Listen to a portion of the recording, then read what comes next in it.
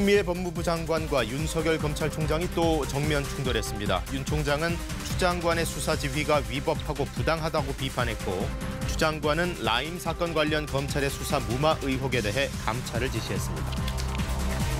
독감 백신 접종 이후 숨진 사례가 잇따르면서 사망자가 최소 28명으로 늘었습니다. 첫 사망 사례였던 인천 고교생의 사인은 접종과 무관하다는 국가수 부검 결과가 나왔습니다.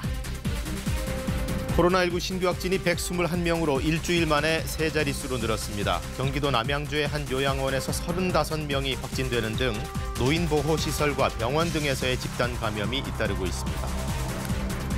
미국 상원 법사위가 야당이 불참한 가운데 베럽 대법관 후보자 인준안을 통과시켰습니다. 10여일 남은 미 대선 표심에 어떤 영향을 미칠지 주목되는 가운데 오늘 마지막 대선 TV 토론이 열립니다. 절기상 상당히 오늘 기온이 큰 폭으로 떨어져 춥겠습니다. 경기 북부와 강원 북부에는 올가을 들어 처음으로 한파특보가 내려졌습니다. 여러분 안녕하십니까. 금요일 아침 KBS 뉴스 광장 시작하겠습니다. 윤석열 검찰총장이 추미애 법무장관의 수사 지휘에 대해 위법하고 부당하다며 목소리를 냈습니다. 어제 국감장에서 이른바 작심 발언을 했는데요. 자신의 거취와 관련해서도 끝까지 소임을 다하겠다는 입장을 밝혔습니다. 보도에 이재희 기자입니다. 중상모략이라는 단어는 제가 쓸 수 있는 가장 점잖은 단어라고 저는 생각합니다. 국감 초반부터 작심 발언을 쏟아낸 윤석열 검찰총장. 라임과 가족 관련 수사에서 손을 떼라는 추 장관의 지휘에 위법 소지가 있다고 날을 세웠습니다. 위법하고 또 그 근거라든지 그 목적이라든지 이런 게 보여지는 면에 있어서는 부당한 건 저희들은 다 확실하다고 생각합니다. 검찰의 정치적 중립을 위해 장관이 총장을 통해서만 사건 의견을 전달하도록 한 것인데 총장 배제 지휘는 법 위반이라는 주장입니다. 검찰총장은 법무부 장관의 부하가 아니라는 말까지 했습니다. 여당 의원들은 정치적 발언이라고 질타했습니다. 검찰과 총장 연루 의혹이 있는 상황에서 정당한 지휘였다는 겁니다. 우리 검찰정법 법무부 장관이 검찰의 최고 지휘 감독자 아닙니까? 검찰총장이 저 지휘 틀렸다. 이거는 기본적인 법 질서를 흔드는 겁니다. 윤 총장은 총장 패싱 논란이인 검찰 인사에 대해서도 협의 없이 인사가 이루어졌다고 추 장관을 겨냥했습니다. 그 아마 인사안이 청와대에 있을 겁니다. 청와대 연락해서 받아보시고 거기 의견 달아서 보내주세요 이러더라고요. 청와대에서는 펄쩍 뛰죠. 거취 문제는 총선 이후 대통령으로부터 흔들리지 말고 임기를 지키고 소임을 다하라는 메시지가 있었다며 사퇴는 없다고 했습니다. 어떤 압력이 있더라도 제가 할 소임은 다 할 생각입니다. 총장 임명 당시 살아있는 권력도 수사하라는 대통령 당부에 대해 윤 총장은 여전히 그렇게 생각하리라 믿는다고 말했습니다. KBS 뉴스 이재희입니다. 네, 윤석열 총장은 또 라임 사건 제대로 수사하지 않았다는 논란과 관련해서 여당 의원들과 설전을 주고받았습니다. 윤 총장이 서울중앙지검장이었을 당시 옵티머스 사건을 무혐의 처분한 데 대해서도 논란이 있었습니다. 방준원 기자입니다. 윤석열 총장은 라임 사건과 관련해 철저한 수사를 지시했다는 입장을 거듭 강조했습니다. 가을 국정감사에서 문제가 될 수도 있다. 철저히 조사를 하지 않으면 막 이런 얘기까지 했으며 김봉현 씨의 폭로를 접한 직후 접대받은 사람을 색출하라고 지시했다고도 밝혔습니다. 야당 정치인 로비 의혹 사건에 대한 검찰총장 직보에 대해서는 여당 의원들과 팽팽한 신경전을 벌였습니다. 총장님 말고는 대검과 법무부에서 이 사건에 야당 정치인이 연루돼 있었다는 걸 아는 사람이 아무도 없었다는 겁니다. 아니 야당 정치인이 연루가 돼 있으니까 이런 식으로 수사가 진행되는 게 정상입니까? 이런 경우가 많이 있습니다. 윤 총장이 중앙지검장이었을 당시 옵티머스 사건을 무혐의 처분한 것에 대한 비판도 나왔습니다. 당시 전파진흥원의 수사 의뢰서를 보면 진흥원의 피해는 없었지만 선의의 피해자 발생을 우려했다는 겁니다. 이 전파진흥원 여기는 손해가 없지만 이게 횡령, 배임, 그다음에 자본시장법 위반으로 해서 다른 피해가 많을 수 있다. 그러니까 다른 피해를 막기 위해서 수사를 해달라. 그렇게 수사 의뢰를 한 거예요. 그죠? 지금 알고 계시죠? 하여튼 제가 그렇게 의뢰를 한 겁니다. 수사 의뢰서를 보면. 윤 총장은 부장 전결로 본인은 당시 이 사안을 알지 못했다고도 했습니다. 또 가족 관련 의혹에 대해서는 근거 없는 의혹 제기를 하는 것은 부당하다며 아내의 일이라 모른다고 말했습니다. 한편 라임 수사를 맡고 있는 박순철 남부지검장은 검찰총장 지휘 배제의 주요 의혹들은 사실과 거리가 있다며 정치가 검찰을 덮었다는 입장을 밝히고 사의를 표했습니다. 이에 대해 법무부는 지휘체계 공백을 최소화할 수 있게 금년간 후속 인사를 단행할 예정이라고 밝혔습니다. KBS 뉴스 방준원입니다. 추미애 장관의 반격도 이어졌습니다. 검사 접대 의혹과 야당 정치인 수사가 지연됐다는 의혹에 대해 법무부와 대검이 합동으로 감찰을 하라고 지시했습니다. 윤 총장은 거기에 대해서도 국감 중에 또 반박을 했습니다. 이정은 기자입니다. 검찰총장은 법상 법무부 장관의 지휘 감독을 받는 공무원이다. 총장은 장관 부하가 아니라는 윤석열 총장의 작심 발언에 추미애 장관은 SNS를 통해 곧바로 반박했습니다. 추 장관의 대응은 여기서 그치지 않았습니다. 국감에서 논란이 된 사안들에 대해 법무부와 대검이 합동으로 감찰에 나서라고 지시했습니다. 김봉현 전 스타모빌리티 회장이 폭로한 검사 접대 의혹과 검사장 출신 야당 정치인에 대한 수사 지연 의혹을 감찰 대상으로 지목했습니다. 검사 접대 의혹에 대해선 검찰총장과 서울 남부지검 지휘부가 최근 언론 보도 전까지 그 사실을 전혀 알지 못했다고 했는데 보고 과정에서 은폐되거나 무마됐는지 여부를 확인하라고 주문했습니다.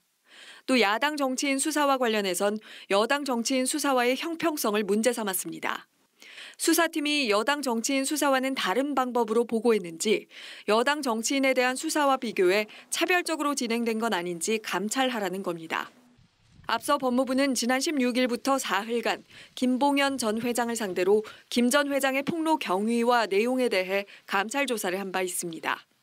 이미 수사 지휘권을 행사한 상황에서 추가로 감찰까지 지시한 건 과잉 대응 아니냐는 목소리가 검찰 안팎에서 나오는 가운데 윤 총장은 국감에서 남부지검에서 관련 수사가 지금 박진감 있게 진행되고 있다며 감찰 지시가 수사에 관여하는 걸로 비춰질 우려가 있다는 입장을 밝혔습니다. KBS 뉴스 이정은입니다. 오늘 서리가 내린다는 절기 상강입니다. 밤사이 기온이 뚝 떨어졌고요. 경기와 강원 북부에는 한파특보도 내려졌습니다. 저희 중계차가 출근길 날씨 생생히 전해드리려고 여의도 색강역에 나가 있는데요. 배지 캐스터, 어때요? 어제랑 공기가 좀 많이 다른가요? 네, 어제보다 확실히 공기가 차갑습니다. 오늘은 가을의 마지막 절기인 상강인데요. 거리 곳곳에는 낙엽도 떨어져 있습니다. 어제 오후부터 찬바람이 불어오면서 공기는 깨끗해졌지만 오늘 아침 기온이 크게 떨어졌습니다. 경기 북부와 강원 북부 지역, 또 강원 산간 지역으로는 한파특보가 내려져 있는데요. 오늘 아침 철원은 0.2도까지 기온이 떨어졌고 서울도 6.7도로 어제 아침보다 6도가량 기온이 낮게 출발하고 있습니다. 오늘 나오실 때는 따뜻하게 챙겨 입으셔야겠습니다. 강원 북부 동해안 지역과 울릉도, 독도에는 5mm 미만의 비가 살짝 내리겠고요. 강원 산지에는 첫눈이 내릴 가능성도 있습니다. 내일은 오늘보다 더 추워지겠습니다. 중부와 경북 내륙 지역, 남부 산지는 영하로 기온이 내려가는 곳이 있겠습니다. 가을철 수확 시기에 농작물 피해 없도록 유의하셔야겠습니다. 그래도 이번 추위는 오래가지 않겠습니다. 내일 추위가 아침에 절정을 보인 뒤 차츰 기온은 오르겠습니다. 현재 기온 살펴보겠습니다. 서울이 6.7도, 대전 7.2도로 중부지방은 어제보다 많게는 7도가량 기온이 낮습니다. 남부지방도 어제보다 추운데요. 광주가 10도, 대구 9.3도, 부산은 9.6도 가리키고 있습니다. 낮 기온은 서울이 13도, 강릉 16도, 대전 15도로 어제보다 3도에서 5도가량 낮겠고요. 광주가 15도, 대구 16도로 남부지방도 어제보다 한낮에는 서늘하겠습니다. 바다의 물결은 모든 해상에서 최고 3에서 4m까지 거세게 일겠고요. 동해안에서는 너울성 파도를 주의하셔야겠습니다. 당분간 맑은 날씨가 이어지면서 대기는 건조한 만큼 산불 등 화재 예방에 힘쓰셔야겠습니다. 지금까지 여의도 색강역에서 날씨 전해드렸습니다. 독감 백신 접종 후 숨진 사람들이 전국 각지에서 모두 28명으로 늘었습니다. 첫 사례였던 인천 고교생의 사인, 백신과 무관하다는 국가수 부검 결과가 나왔지만 불안감은 쉽게 사그러들지 않고 있는데요. 조혜진 기자가 보도합니다. 서울에서 독감 백신을 맞고 사망한 사례가 처음 확인됐습니다. 서울 강남구의 한 병원에서 백신을 접종받았던 80대 남성이 어제 숨졌습니다. 서울 영등포구의 한 의원을 찾았던 70대 역시 백신을 맞은 뒤 사망했습니다. 어제 오후 4시 기준 질병관리청이 공식 확인한 접종 뒤 사망자는 25명입니다. 하지만 자치단체 차원에서 사망자가 추가로 확인돼 최소 28명으로 늘었습니다. 이 가운데 백신 접종 후 첫 사망 사례로 알려진 인천 고교생의 사인은 접종과 무관하다는 국과수 부검 결과가 어제 나왔습니다. 경찰은 정확한 사인을 밝힐 수 없지만 관련 수사를 계속 진행하겠다고 말했습니다. 지금까지 확인된 사망 사례를 지역별로 보면 경북에서 4명, 서울과 전북, 전남, 경남에서 각 3명, 인천과 대구 각 2명, 대전, 경기, 강원, 충남, 제주에서 각 1명의 사망자가 신고됐습니다. 연령별로는 80세 이상이 9명, 70대가 12명, 60대가 1명, 60세 미만이 3명으로 확인됐습니다.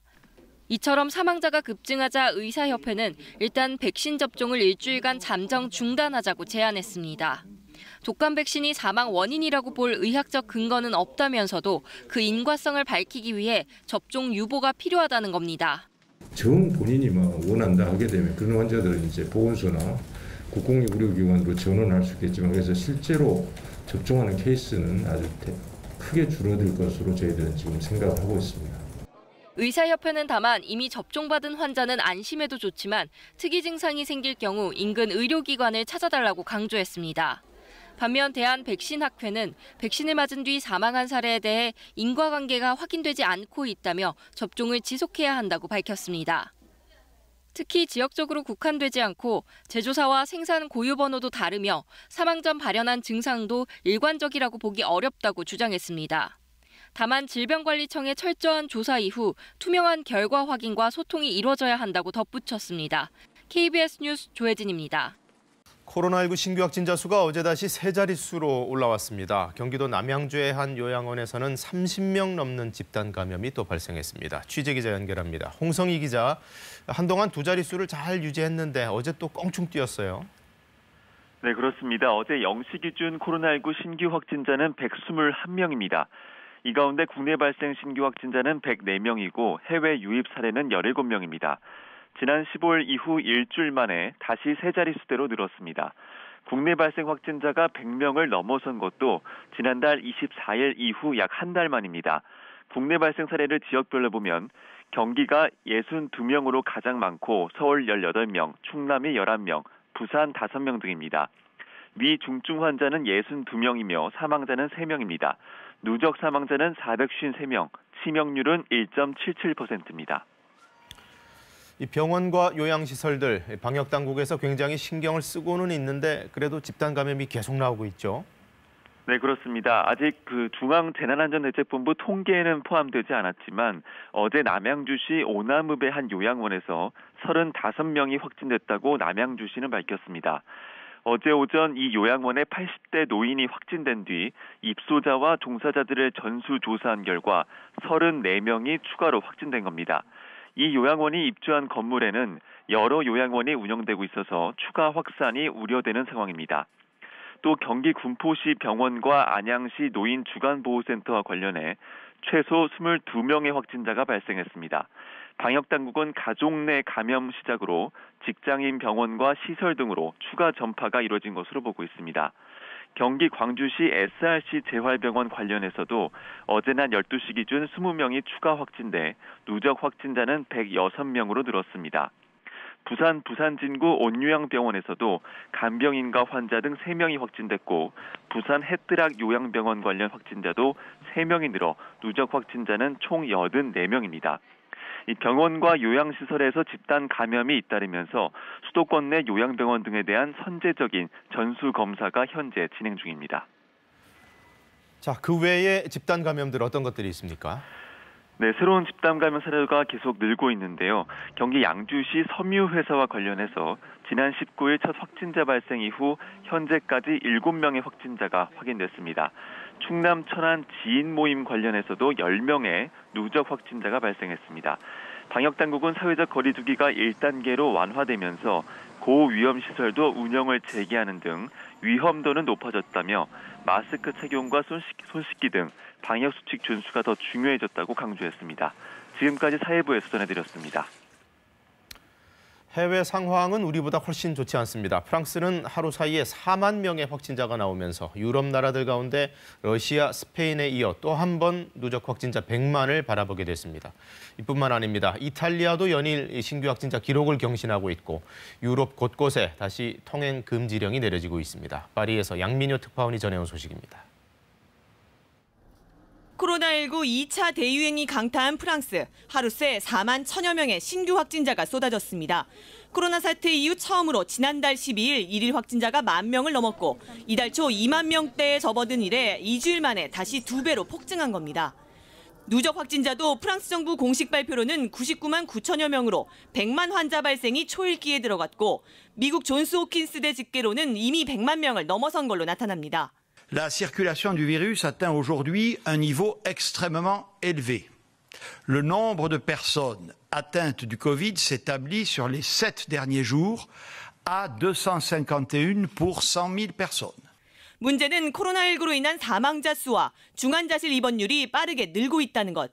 파리 수도권을 비롯해 4개 지역 병원 중환자실의 50%가 코로나19 환자로 채워졌다고 프랑스 정부는 밝혔지만 현지 언론들은 이미 60에서 65% 수준에 달했다고 전하고 있습니다. 다급해진 프랑스 정부는 9개 도시에 내려졌던 야간 통행 금지령을 내일 0시부터 38개 지역으로 확대한다고 밝혔습니다. 전체 4,600만 명에 적용됩니다. 하루 전 세계 6번째로 누적 확진자가 100만 명을 넘어선 스페인은 지역 간 이동 제한령이 내려진 상태입니다. ¿Puede decir cuál es el destino y el motivo de su viaje? Sí, estoy en el trabajo. Sí, ¿me tiene usted un justificante? Sí. ¿Su DNI, por favor?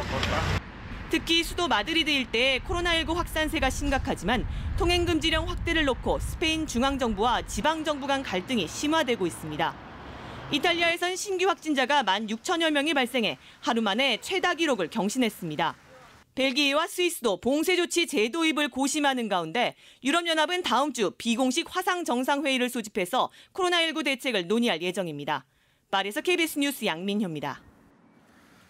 미국 상원의회에서 보수 성향인 베럿 연방대법관 후보자의 인준안이 법사위를 통과했습니다. 야당이 불참한 가운데 표결이 됐고 이어질 상원 전체 표결도 통과가 확실시됩니다. 미국 대선이 불과 10여일 남은 상황에서 상당히 민감한 정치적 사안이기 때문에 선거에 어떤 영향을 미칠지 관심입니다. 오늘 마지막 대선 후보 TV 토론도 열립니다. 워싱턴 김은규 특파원입니다. 베럿 대법관 후보자 인준안이 1차 관문인 상원 법사위를 통과했습니다. 야당은 불참했고 공화당 만장일치로 통과시켰습니다. Our Democratic colleagues informed the committee last night that they will not participate in the hearing. That was their choice. It will be my choice to vote the nominee out of committee. 다음 주 상원 전체 표결이 있는데 야당이 인준을 저지할 방법이 없습니다. 보수 대법관이 1명 더 늘어 보수 6, 진보 3 구도가 확정되는 건데 트럼프 대통령은 보수 유권자들이 결집하는 효과를 기대합니다. 12일 남은 미 대선 양측 총력전입니다. 부동층보다 지지자들 더 많이 끌어모으는 데 집중하고 있습니다. 지난 대선 여론조사 오류를 의식한 듯 투표 동원에 집중하고 있습니다. I don't care about the polls. There were a whole bunch of polls last time.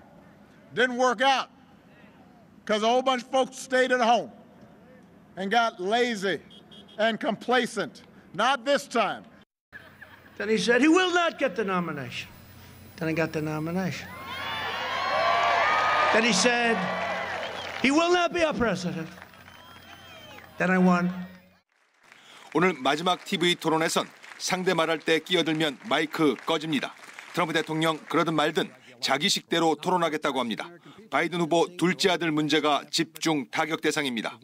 우크라이나 기업으로부터 거액 연봉 등 아버지 바이든 후보 후광으로 이득 얻었다는 부패 의혹입니다. 바이든 후보 토론회 준비한다고 그나마 비대면으로 해오던 유세마저 접었습니다. 1차 토론 때 예상보다 선방했다는 평을 받았습니다. 미 대선 정책 비전 잘 보이지 않습니다. 상대를 더 독하게 공격합니다. 그렇게 하는 게 표 모으는 데 더 도움된다는 계산 같습니다. 미 대선 마지막 관문 TV 토론회 말의 전쟁터가 예상됩니다. 워싱턴에서 KBS 뉴스 김웅규입니다. 어제 저녁 7시 50분쯤 경기도 김포시 풍무동에서 30대 여성 A씨가 몰던 차량이 식당으로 돌진하는 사고가 발생했습니다. 이 사고로 당시 식당에 있던 시민이 차를 피하다가 의자와 테이블에 부딪히는 등 6명이 다쳐 병원으로 옮겨졌습니다. 경찰과 소방당국은 A씨가 운전 중 실수로 가속 페달을 밟은 것으로 보고 정확한 사고 원인을 조사하고 있습니다. 어제 저녁 6시 50분쯤 중부고속도로 하행선 서청주 나들목 인근에서 관광버스가 앞서 있던 대형 화물차를 추돌하는 등 차량 넉 대가 잇따라 부딪혔습니다. 이 사고로 버스 운전자와 버스에 타고 있던 승객 등 2명이 숨지고 7명이 부상을 입어 병원으로 옮겨졌습니다. 경찰은 추돌 사고를 서 있던 화물차를 버스가 들이받은 것으로 보고 정확한 경위를 조사하고 있습니다. 어제 밤 10시쯤 서울 성동구 성수동 왕복 4차선 도로에서 가로 5m, 세로 4m, 깊이 1.5m 규모의 땅 꺼짐 현상이 발생했습니다. 당시 현장에서 집안 공사가 진행 중이었지만 모두 대피해 다친 사람은 없었습니다. 성동구청 관계자는 안전을 위해 2개 차로를 통제하고 있다며 새벽 사이 복구를 마무리해 출근길 통행에는 지장이 없도록 할 예정이라고 설명했습니다. 타이어 전문 매장이 휠을 고의로 훼손한 뒤 교체를 권유했다는 보도 어제 이 시간에도 전해드렸는데요. 나도 비슷한 피해를 입었다는 주장이 제보로 쏟아졌습니다. 특히 같은 업체, 다른 지점에 대해서도 의혹이 제기됐습니다. 김정대 기자가 보도합니다. 멀쩡한 타이어 휠에 스패너를 끼우고 힘껏 들어올리는 작업자. 손님이 새 부품을 구입하도록 고의로 훼손하는 장면이 공개되면서 비슷한 수법으로 피해를 입었다는 주장이 본물처럼 쏟아졌습니다. 지난해 8월 문제의 타이어 매장을 이용했던 정모 씨. 타이어 교체를 맡긴 지 얼마 되지 않아 직원으로부터 휠이 문제가 있다며 교체를 권유받았습니다. 주행 시 별다른 이상을 느끼진 못했지만 직원의 말만 믿고 200만 원을 들여 타이어 4개와 휠까지 교체했습니다. 이렇게 다니시면 큰일 난다고 하니까 교체를 하셔야 될 것 같다. 좀 분하기도 하고 짜증나기도 하고. 지난 5월 같은 매장에서 휠을 교체한 이준일 씨는 집에 보관 중이던 휠에서 스패너 자국을 발견했습니다. 이 씨는 조만간 해당 매장을 고소할 예정입니다. 잇따른 의혹 제기에 대해 해당 매장 측은 처음부터 굴곡이 있던 휠을 고치는 과정에서 흠집이 난 것이라고 해명했습니다. 2달 전 타이어뱅크 다른 지점을 이용한 김모 씨도 비슷한 권유를 받고 휠을 교체했는데 휠이 훼손된 부위와 각도 등이 스패너로 훼손한 모습과 흡사하다고 말합니다. 매우 상황이 비슷했고 휘어 있는 것도 바깥으로 휘어 있었고 아마 저도 당한 게 아닌가 싶어서 의심이. 고의 훼손 장면이 담긴 블랙박스의 차주가 고소장을 내면서 경찰은 업체 관계자에 대해 타이어 휠을 상습적으로 훼손했는지 수사에 착수했습니다. 비슷한 피해를 호소하는 사람들이 인터넷 커뮤니티에서 집단 대응을 논의하는 등 타이어 휠 고의 훼손 파장은 이어질 것으로 보입니다. KBS 뉴스 김정대입니다. 국회 국방위원회 소속 김병기 의원 아들이 군 복무 당시 특혜를 받았다는 첩보 문건이 작성됐고 KBS 취재를 통해 드러났습니다. 간부들이 김 의원 아들을 위해서 죽 심부름을 했고 이걸 지시한 사람은 부대 최고 책임자였다는 내용입니다. 유호윤 기자가 보도합니다. 지난해 말 공군본부 군사경찰단에 보고된 첩보 문건. 작성자는 당시 제10전투 비행단 군사경찰 대대장이었던 박모 중령입니다. KBS는 2장 분량의 문건 내용을 확인해 복기했습니다. 당시 준장 계급의 장성인 비행단 최고 책임자 박치로 단장이 국회 국방위원인 김병기 의원 아들을 감싸는 과정에 발생한 여러 문제들이 적혀 있습니다. 김 의원의 아들 김모 씨는 당시 10전비 군사경찰대대 소속 상병. 문건에는 부대 간부들이 김 씨를 위해 죽 심부름을 했다는 내용이 담겼습니다. 박치로 단장이 2019년 7월 김 씨가 장염을 앓고 있다면서 부대 밖 죽 전문점에서 죽을 사다 주라고 소속 대대장인 박중령에게 지시했다는 겁니다. 죽 심부름을 받거나 전해 들었다고 취재진에게 말한 당시 부대 관계자는 모두 8명. 이들 중 2명은 간부들이 최소 2차례 죽 심부름을 했다고 밝혔습니다. 다른 병사들이 아플 때는 대대장님이 죽을 사다 주라고 한 적이 단 한 번도 없었기 때문에 김 씨에게 죽을 사다 주는 일이 비정상적으로 느껴졌습니다. 또 다른 당시 십전비 관계자는 김 씨가 누군가에게 전화해 유명 죽 전문점의 특정 메뉴가 먹고 싶다고 말했고 얼마 뒤 한 간부가 죽을 사왔다고 말했습니다.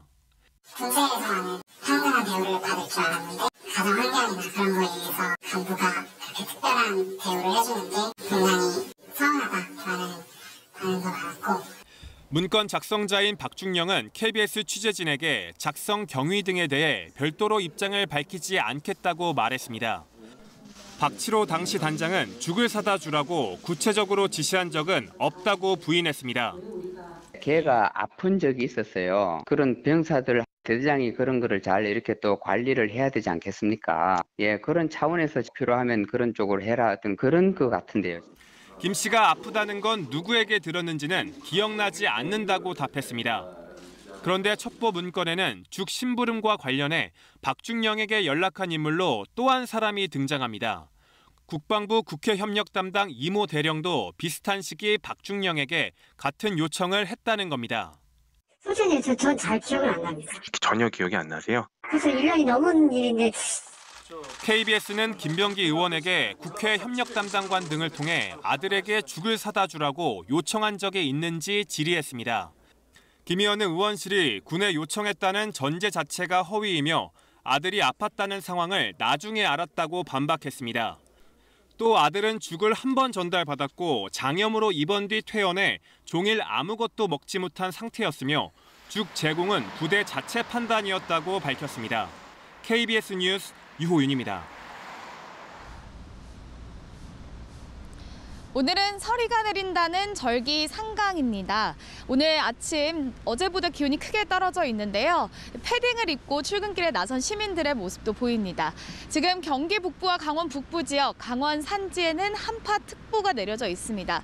오늘 아침 철원은 0.1도까지 기온이 떨어졌고 서울도 어제 아침부터 6도가량 기온이 낮게 출발했습니다. 나가실 때 따뜻하게 입으셔야겠습니다.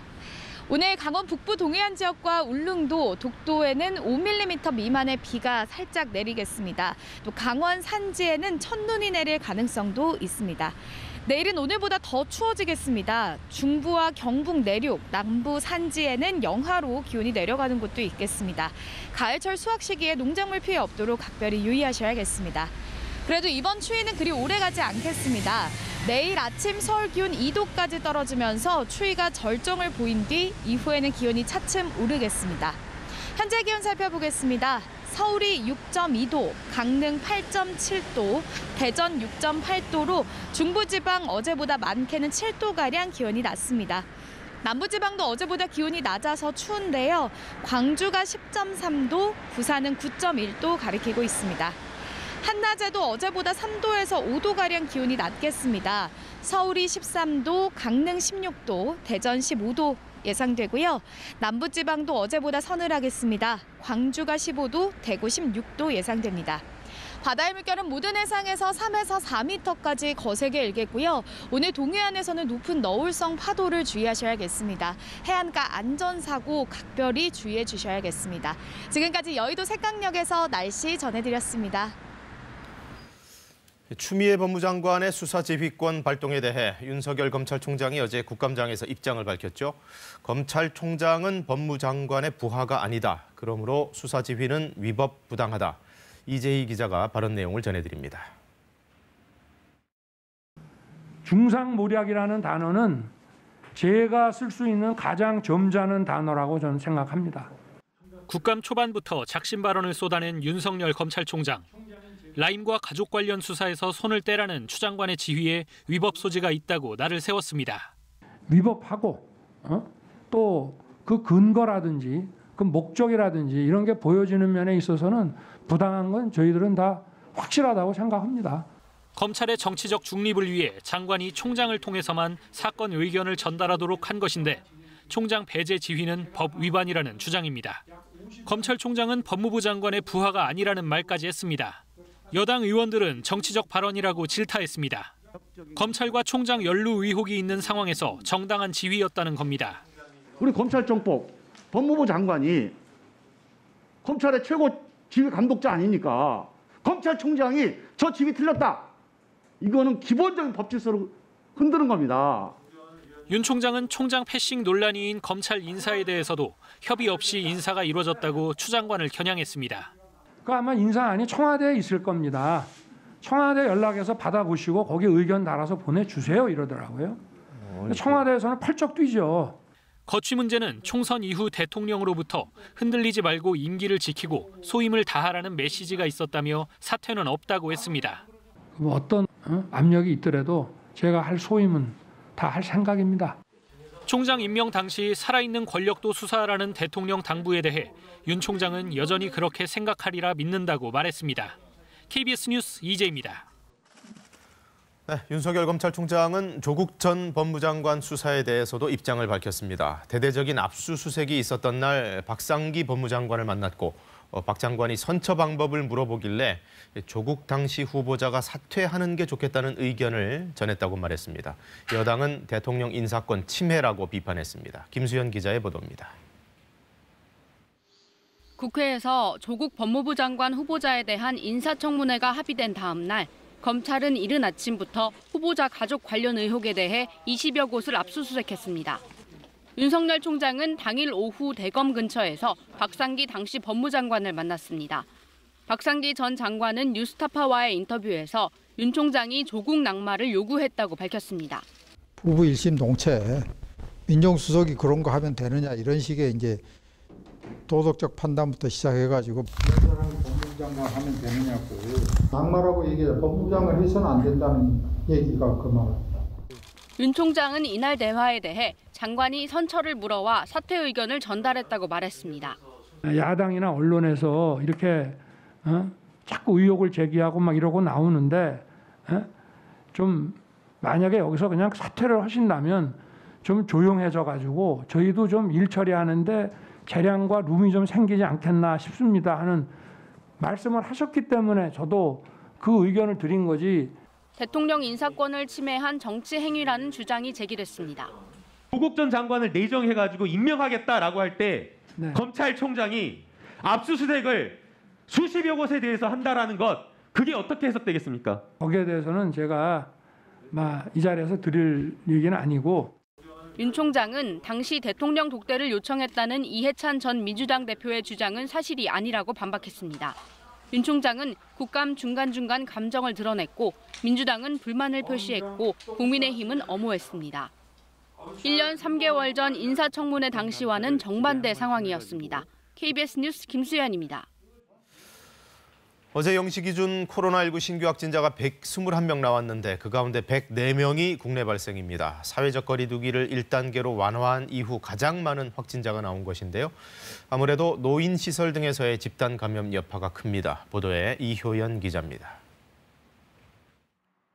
경기도 안양시의 한 노인 주간 보호센터입니다. 이 시설을 이용하는 90대 할머니가 지난 20일 코로나19 확진 판정을 받았습니다. 이후 시설 이용자 등 77명에 대한 검사에서 현재까지 14명의 확진자가 나왔습니다. 어르신들은 경도인지 장애처럼 자기가 어떤 상황인지 잘 표현을 못하기 때문에 증상 발현을 알 수 없다라는. 이 노인센터와 가까운 곳에 있는 군포의 한 병원에서도 확진자 8명이 발생했습니다. 이 병원에서 일하던 간병인이 확진 판정을 받았는데 이 환자는 안양시 노인보호센터의 첫 확진자인 90대 할머니의 가족입니다. 이처럼 코로나19에 취약한 수도권의 노인 이용시설에 대한 선제검사는 이미 진행 중입니다. 서울 소재 병원 30개소 종사자 2,746명에 대해서 코로나19 검사를 시행하였으며 영등포구 소재 요양병원 종사자 1명이 확진되어 해당 병원에 방역조치와 경기도 양주시의 섬유회사에선 지난 19일 첫 확진자 발생 이후 접촉자 6명이 확진 판정을 받아 새로운 집단 감염 사례가 됐습니다. 기존 확진자가 나왔던 소규모 집단에서도 추가 확진자가 지속적으로 나오고 있습니다. 서울 관악구의 산모 스포렉스 수영장과 관련해선 9명이 더 늘어나 누적 확진자가 10명이 됐고 경기도 광주시의 SRC 재활병원 관련은 하루 새 20명이 추가 확진돼 모두 100명을 넘어섰습니다. 부산의 부산 진구 온 요양병원에서도 2명이 확진돼 모두 3명의 확진자가 발생했고 해뜨락 요양병원에선 3명이 추가로 양성 판정을 받았습니다. 방역당국은 특히 SRC 재활병원의 경우 여러 병동에서 환자와 간병인 등이 감염됐고 아직 최대 잠복기에 있는 만큼 추가적인 환자 발생이 우려된다며 의료진 9명을 더 투입했습니다. KBS 뉴스 이효연입니다. 택배 노동자의 과로사가 잇따른 CJ 대한통운이 대국민 사과를 했습니다. 장시간 노동의 원인으로 지목된 분류 작업에 대해서 3,000명 인력을 추가 투입하겠다고 밝혔는데요. 같은 날 이 회사에서 일하던 30대 노동자가 또 숨진 걸로 뒤늦게 드러났습니다. 이지윤 기자가 보도합니다. 연이은 택배 기사님들의 사망에 대해 국민 여러분께 큰 심려를 끼쳐 드린 점에 대해서도 머리 숙여 깊이 사과드립니다. CJ 대한통운 대표가 택배 노동자의 잇따른 죽음을 엄중하게 받아들인다며 고개를 숙였습니다. 올해에만 CJ에서 일하던 택배 종사자 6명이 숨진 뒤 나온 대국민 사과입니다. 향후 개선 대책의 핵심은 과도한 택배 노동의 주 원인으로 꼽힌 분류 작업 개선입니다. 현재 1,000명인 분류 인력을 4,000명까지 늘려 택배 기사들이 배송에만 집중할 수 있는 환경을 만들겠다는 겁니다. 이렇게 되면 새벽부터 나와 꼬박 낮까지 해야 했던 분류 작업이 줄게 돼 기사들이 자율적으로 업무 시작 시간을 조절할 수 있게 된다는 설명입니다. 한 명의 택배 기사에게 과도하게 배송 물량이 몰릴 경우 다른 택배 기사들이 분담하는 방안도 내놨습니다. 전문기관에 의뢰해 건강한 성인이 하루에 배송할 수 있는 적정량을 산출한 뒤 택배 기사님들이 적정 배송량을 초과해 일하지 않도록 개선해 나가겠습니다. 내년 상반기 안에 모든 택배 기사가 산재보험에 가입하도록 대리점에 권고하고 소형 상품 전용 분류 장비를 도입해 작업 강도도 낮추기로 했습니다. 이와 함께 2022년까지 100억 원 규모의 상생협력기금을 조성해 긴급 생계 지원 등 택배 노동자 복지에 쓰겠다고 밝혔습니다. KBS 뉴스 이지윤입니다. 분류 인력을 추가 투입하겠다는 CJ 대한통운의 발표에 택배 노동자 측 일단은 환영의 뜻을 내비쳤습니다. 다만 근본적인 해결을 위해서는 분류 책임을 명시하는 등 법적, 제도적 개선이 필요하다는 목소리가 뒤따랐습니다. 임종빈 기자입니다. 택배 노조 측이 가장 전향적인 조치로 평가한 건 그동안 줄기차게 요구해온 분류 인력 추가 투입입니다. 배송할 물건을 분리하는 작업을 추가 대가 없이 밤낮으로 도맡으면서 과도한 노동으로 이어졌기 때문입니다. 택배 노동자 건강검진 주기를 2년에서 1년으로 줄인 것도 환영했습니다. 뒤늦게나마 CJ 대한통운이 택배 노동자 과로사 문제에 대해서 책임적인 입장을 발표한 것에 대해서 저는 긍정적으로 평가하고 있고요. CJ 대한통운이 분류 작업 인력 4,000명 운용에 투입하는 예산은 1년에 500억 원. 올해 상반기 영업이익이 지난해 상반기보다 3배 넘게 늘며 800억 원을 넘었는데 이 이익의 일정 부분을 노동자 복지에 쓰게 된 셈입니다. 문제는 분류 작업의 책임이 명확히 규정되지 않은 상황에서 다른 업체들도 비슷한 조치를 할 수 있느냐는 겁니다. 분류와 배송 책임을 분리해 표준 계약서에 명시하는 생활물류법과 택배 노동자들의 산재 적용 제외를 엄격하게 제한하는 법안이 발의됐지만 업계 간 의견차는 아직 좁혀지지 않았습니다. 정치권에서는 분류 작업 강도를 덜기 위해 자동화 기계 설치를 정부가 지원해야 한다는 주장도 나왔습니다. 자동화 시스템으로 다 이렇게 교체하고 이럴 경우에는 국가에서 뭐 우리가 이제 일대 혁신이나 이런 데 대해서 지원 융자금도 있고 그렇죠. 새벽과 심야 배송, 낮은 수수료 문제 등 구조적인 문제를 해결하기 위해 업계와 노동계, 정부가 머리를 맞댈 수 있는 사회적 대화 기구를 출범하자는 목소리도 높아지고 있습니다. KBS 뉴스 임종문입니다. 흡연자들은 금연에 동참해달라고 방역당국이 권고했습니다.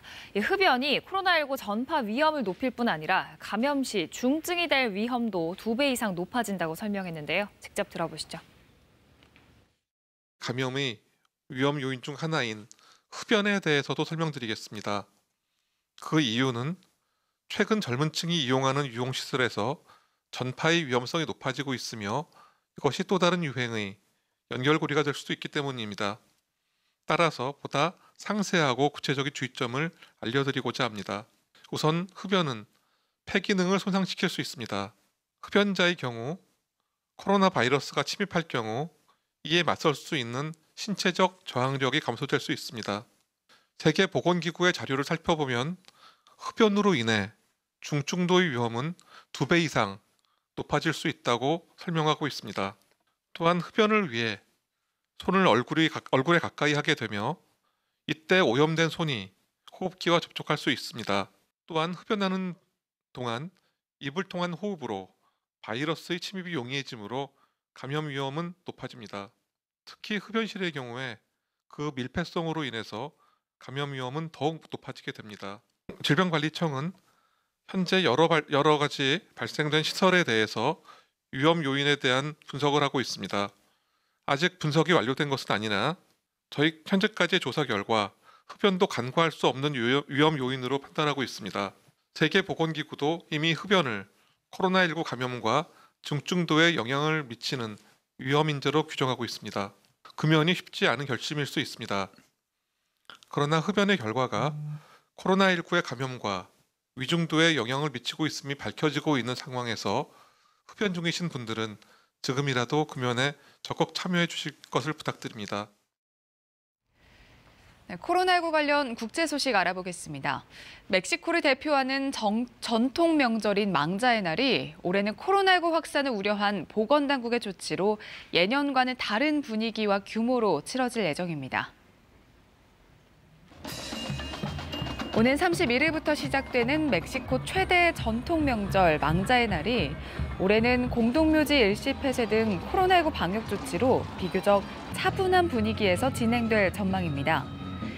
멕시코인들은 1년 중 한 번 이 망자의 날에 죽은 이들의 영혼이 이승의 가족과 친구들을 찾아온다고 여기며 이 기간 재단을 마련하거나 묘지를 방문해 망자를 안내한다는 주황색 꽃장식으로 세상을 떠난 조상이나 가족을 기리는데요. 하지만 최근 멕시코 보건당국이 성묘객 인파로 인한 코로나19 감염 확산이 우려된다며 지방정부에 방역 조치를 요구했고 이에 따라 올해 망자의 날엔 수도 멕시코시티 등 여러 지역 공동묘지들이 일제히 문을 닫을 예정입니다. 더불어 각양각색 해골 장식과 분장으로 구경 인파를 몰고 다닌 망자의 날 거리 행진도 올해는 볼 수 없는데요.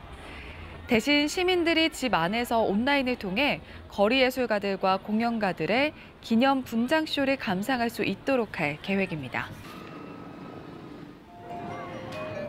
크리스마스의 수도라고 불리는 프랑스 동부 스트라스부르시가 코로나19 확산세로 450년 전통을 자랑하는 크리스마스 시장을 열지 않기로 했습니다. 현지 시간으로 어제 스트라스부르 당국은 지역 방역과 주민들의 건강을 지키기 위해 올해 시장 개장 일정과 관련 행사들을 취소했다고 밝혔습니다. 12월 연말에 열리는 스트라스부르 크리스마스 시장은 한 해 평균 200만 명의 방문객을 끌어모으는 세계적인 겨울 축제로 올해 개최 여부에 대한 관심 역시 컸는데요. 더욱이 스트라스부르는 독일과 접경지대에 위치해 있어 지역 감염을 넘어 국가 간 전파로 이어질 수 있다는 우려로 이 같은 결정을 내린 것으로 보입니다. 코로나19 방역을 위해 아직도 많은 나라가 국경문을 봉쇄하고 나라 간의 이동을 제한하고 있는데요. 미국과 캐나다 국경 지역에서 두 나라 친인척들을 한 번에 초대해 결혼식을 치른 캐나다인 커플이 화제입니다. 캐나다 뉴브런즈윅의 한 강변 부둣가에서 야외 결혼식이 진행 중인데요. 특이하게도 이 결혼식 하객의 절반은 강 건너편 부둣가에서 신랑 신부의 앞날을 축하합니다. 사실 이곳은 강을 사이에 두고 미국과 캐나다가 마주보고 있는 국경 지역인데요. 이날의 주인공인 캐나다인 커플은 코로나19로 두 나라 간의 이동이 자유롭지 않자 미국에 거주하는 친척들을 위해 이 국경 지역에서 결혼식을 올리는 아이디어를 생각해냈다고 합니다. 또한 두 사람은 조부모님들을 위해 관계자의 허가 아래 강 위에 보트를 띄워서 사회적 거리 두기를 지키며 결혼식을 볼 수 있는 특별 하객석도 만들었다고 전했습니다. 미 식품의약국 FDA가 백신 전문가들로 구성된 위원회를 소집했습니다. 백신의 안전성과 투명성 등을 검토하기 위한 자리로 분석되는데 이르면 올해 안에 백신이 나올 수 있을 거란 전망도 나오고 있습니다. 워싱턴에서 금철영 특파원이 보도합니다. 미 식품의약국 FDA가 독립적인 백신 전문가들로 구성된 패널을 소집했습니다. 개발 중인 백신과 관련해 출시 전에 안정성과 투명성을 어떻게 확보할 수 있는가를 논의하는 자리입니다. FDA는 종종 신약이 개발되기 전 이와 유사한 전문가 패널을 소집해 안정성 등을 집중 검토해 왔습니다. 그런 만큼 코로나19의 확산을 막을 백신 개발이 임박한 것 아니냐는 전망을 낳고 있습니다. 현재 화이자와 모더나, 존슨앤존슨, 아스트라제네카 등 제약회사들은 이르면 올해 안에 코로나19 백신 개발을 완료한다는 계획입니다. 대부분 임상시험의 마지막 단계인 3상 시험을 진행 중입니다. 정도의 차이는 있지만 대략 3만 명 안팎의 임상 참여자를 대상으로 하고 있습니다. 이 단계에선 개발 백신 투여 그룹과 가짜약 투여 그룹으로 나눈 뒤 백신의 효능과 부작용을 정밀 파악합니다.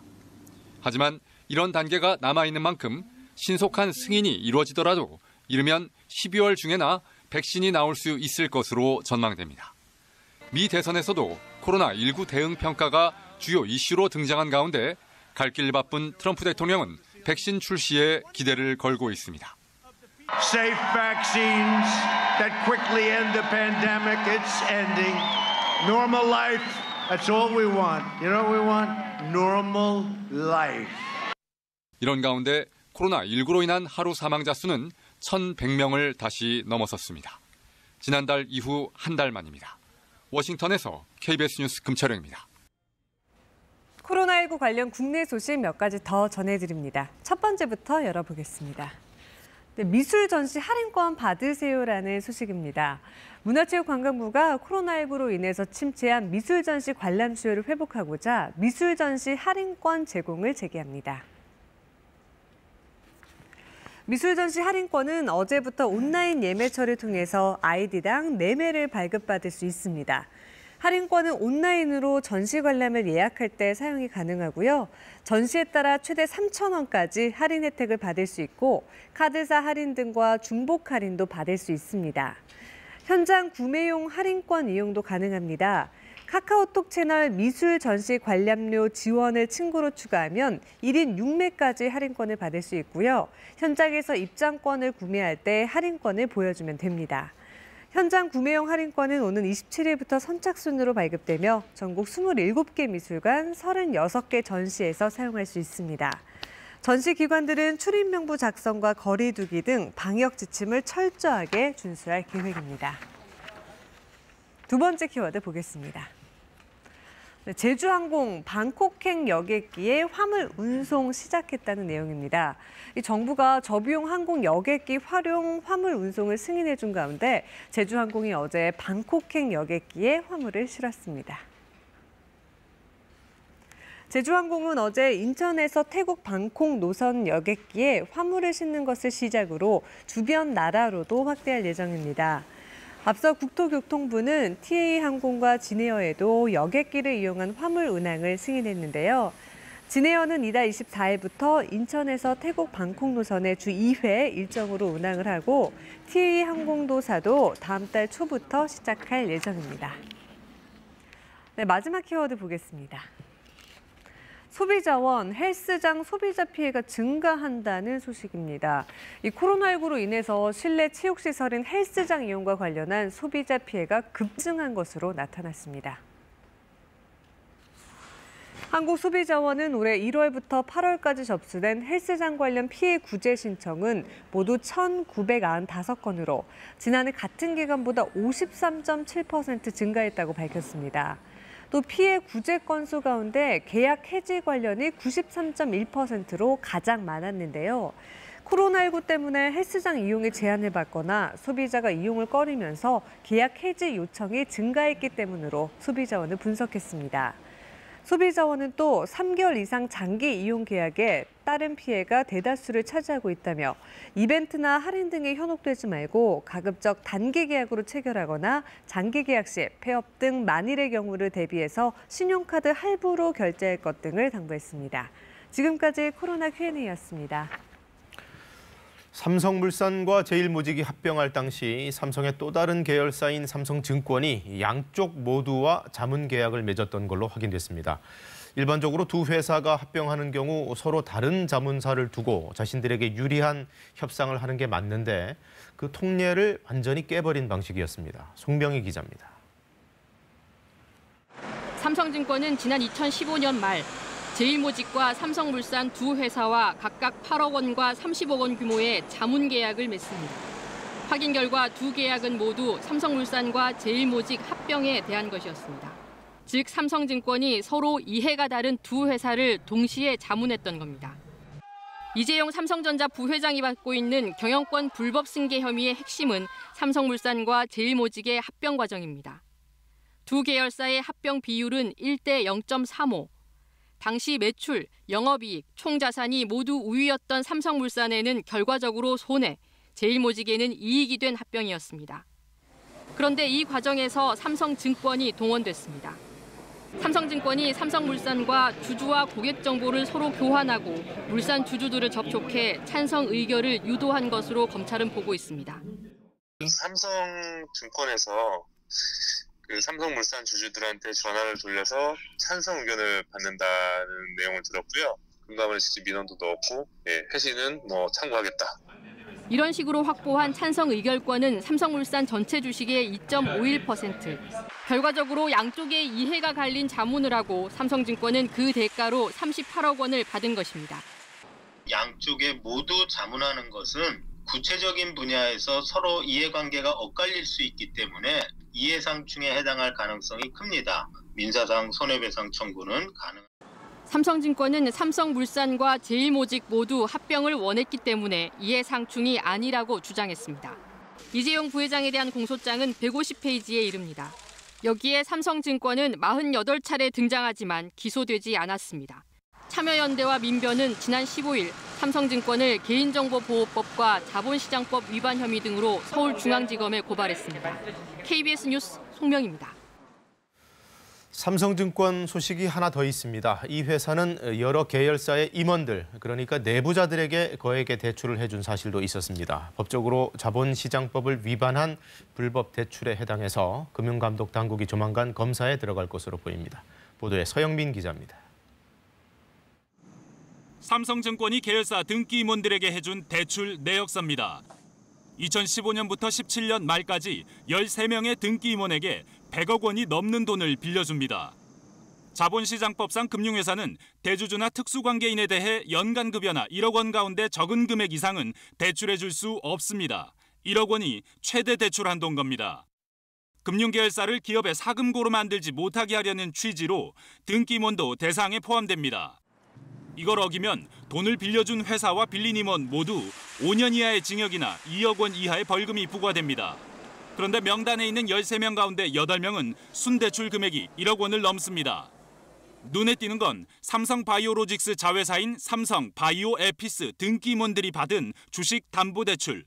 많게는 20억 원 넘게 빌렸습니다. 삼성바이오에피스의 등기 임원 5명 가운데 3명으로 돈을 빌린 시기도 비슷하고 돈을 빌린 지점도 같습니다. 단순히 개인 일탈로 이런 신용공여가 불법적으로 이루어진 것이냐, 아니면 다른 계열사 전체를 동원하는 불법적 행위를 위한 조직적 행위였는지는 금감원이 더 확인을 해봐야 되겠다. 금융감독당국은 조만간 검사에 착수할 것으로 보입니다. 위원회 측하고 협의해서 검사하도록 하겠습니다. 이에 대해 삼성증권은 대출을 내줄 당시 임원인 것을 몰랐고 나중에 자체 검사에서 확인돼 모두 상환하도록 조치했다고 밝혔습니다. 또 이 돈의 대출 목적이나 사용처는 개인정보라서 알지도 못하고 답변할 수도 없다고 했습니다. 2018년 KB증권은 전신인 현대증권대 등기 임원 등이 계열사 3호 사채 인수와 유상증자에 참여했다가 기관 경고를 받고 과징금 57억 원 처분을 받았습니다. KBS 뉴스 서영민입니다. 베토벤의 단 하나뿐인 오페라 피델리오가 베토벤 탄생 250주년을 맞아 무대에 오릅니다. 코로나를 딛고 온라인 대신 직접 관객들을 만나는데요. 드로잉 아트와 함께 아주 독특한 무대가 펼쳐진답니다. 정현욱 기자가 소개합니다.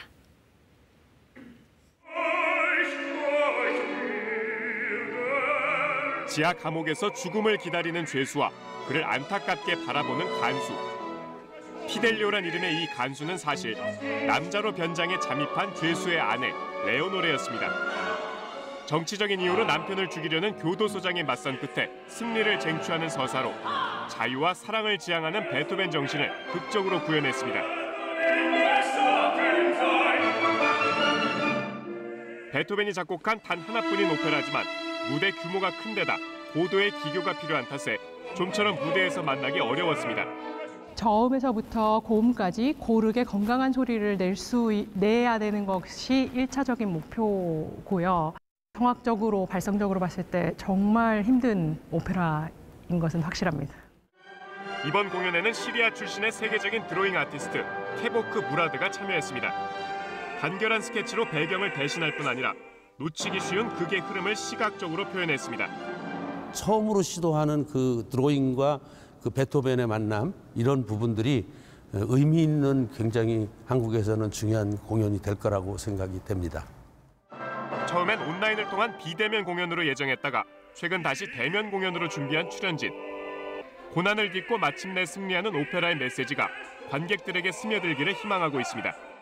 우리도 조금만 더 견디면 할 수 있다. 반드시 더 좋은 날이 온다는 그 메시지를 꼭 전하고 싶습니다. KBS 뉴스 정은욱입니다.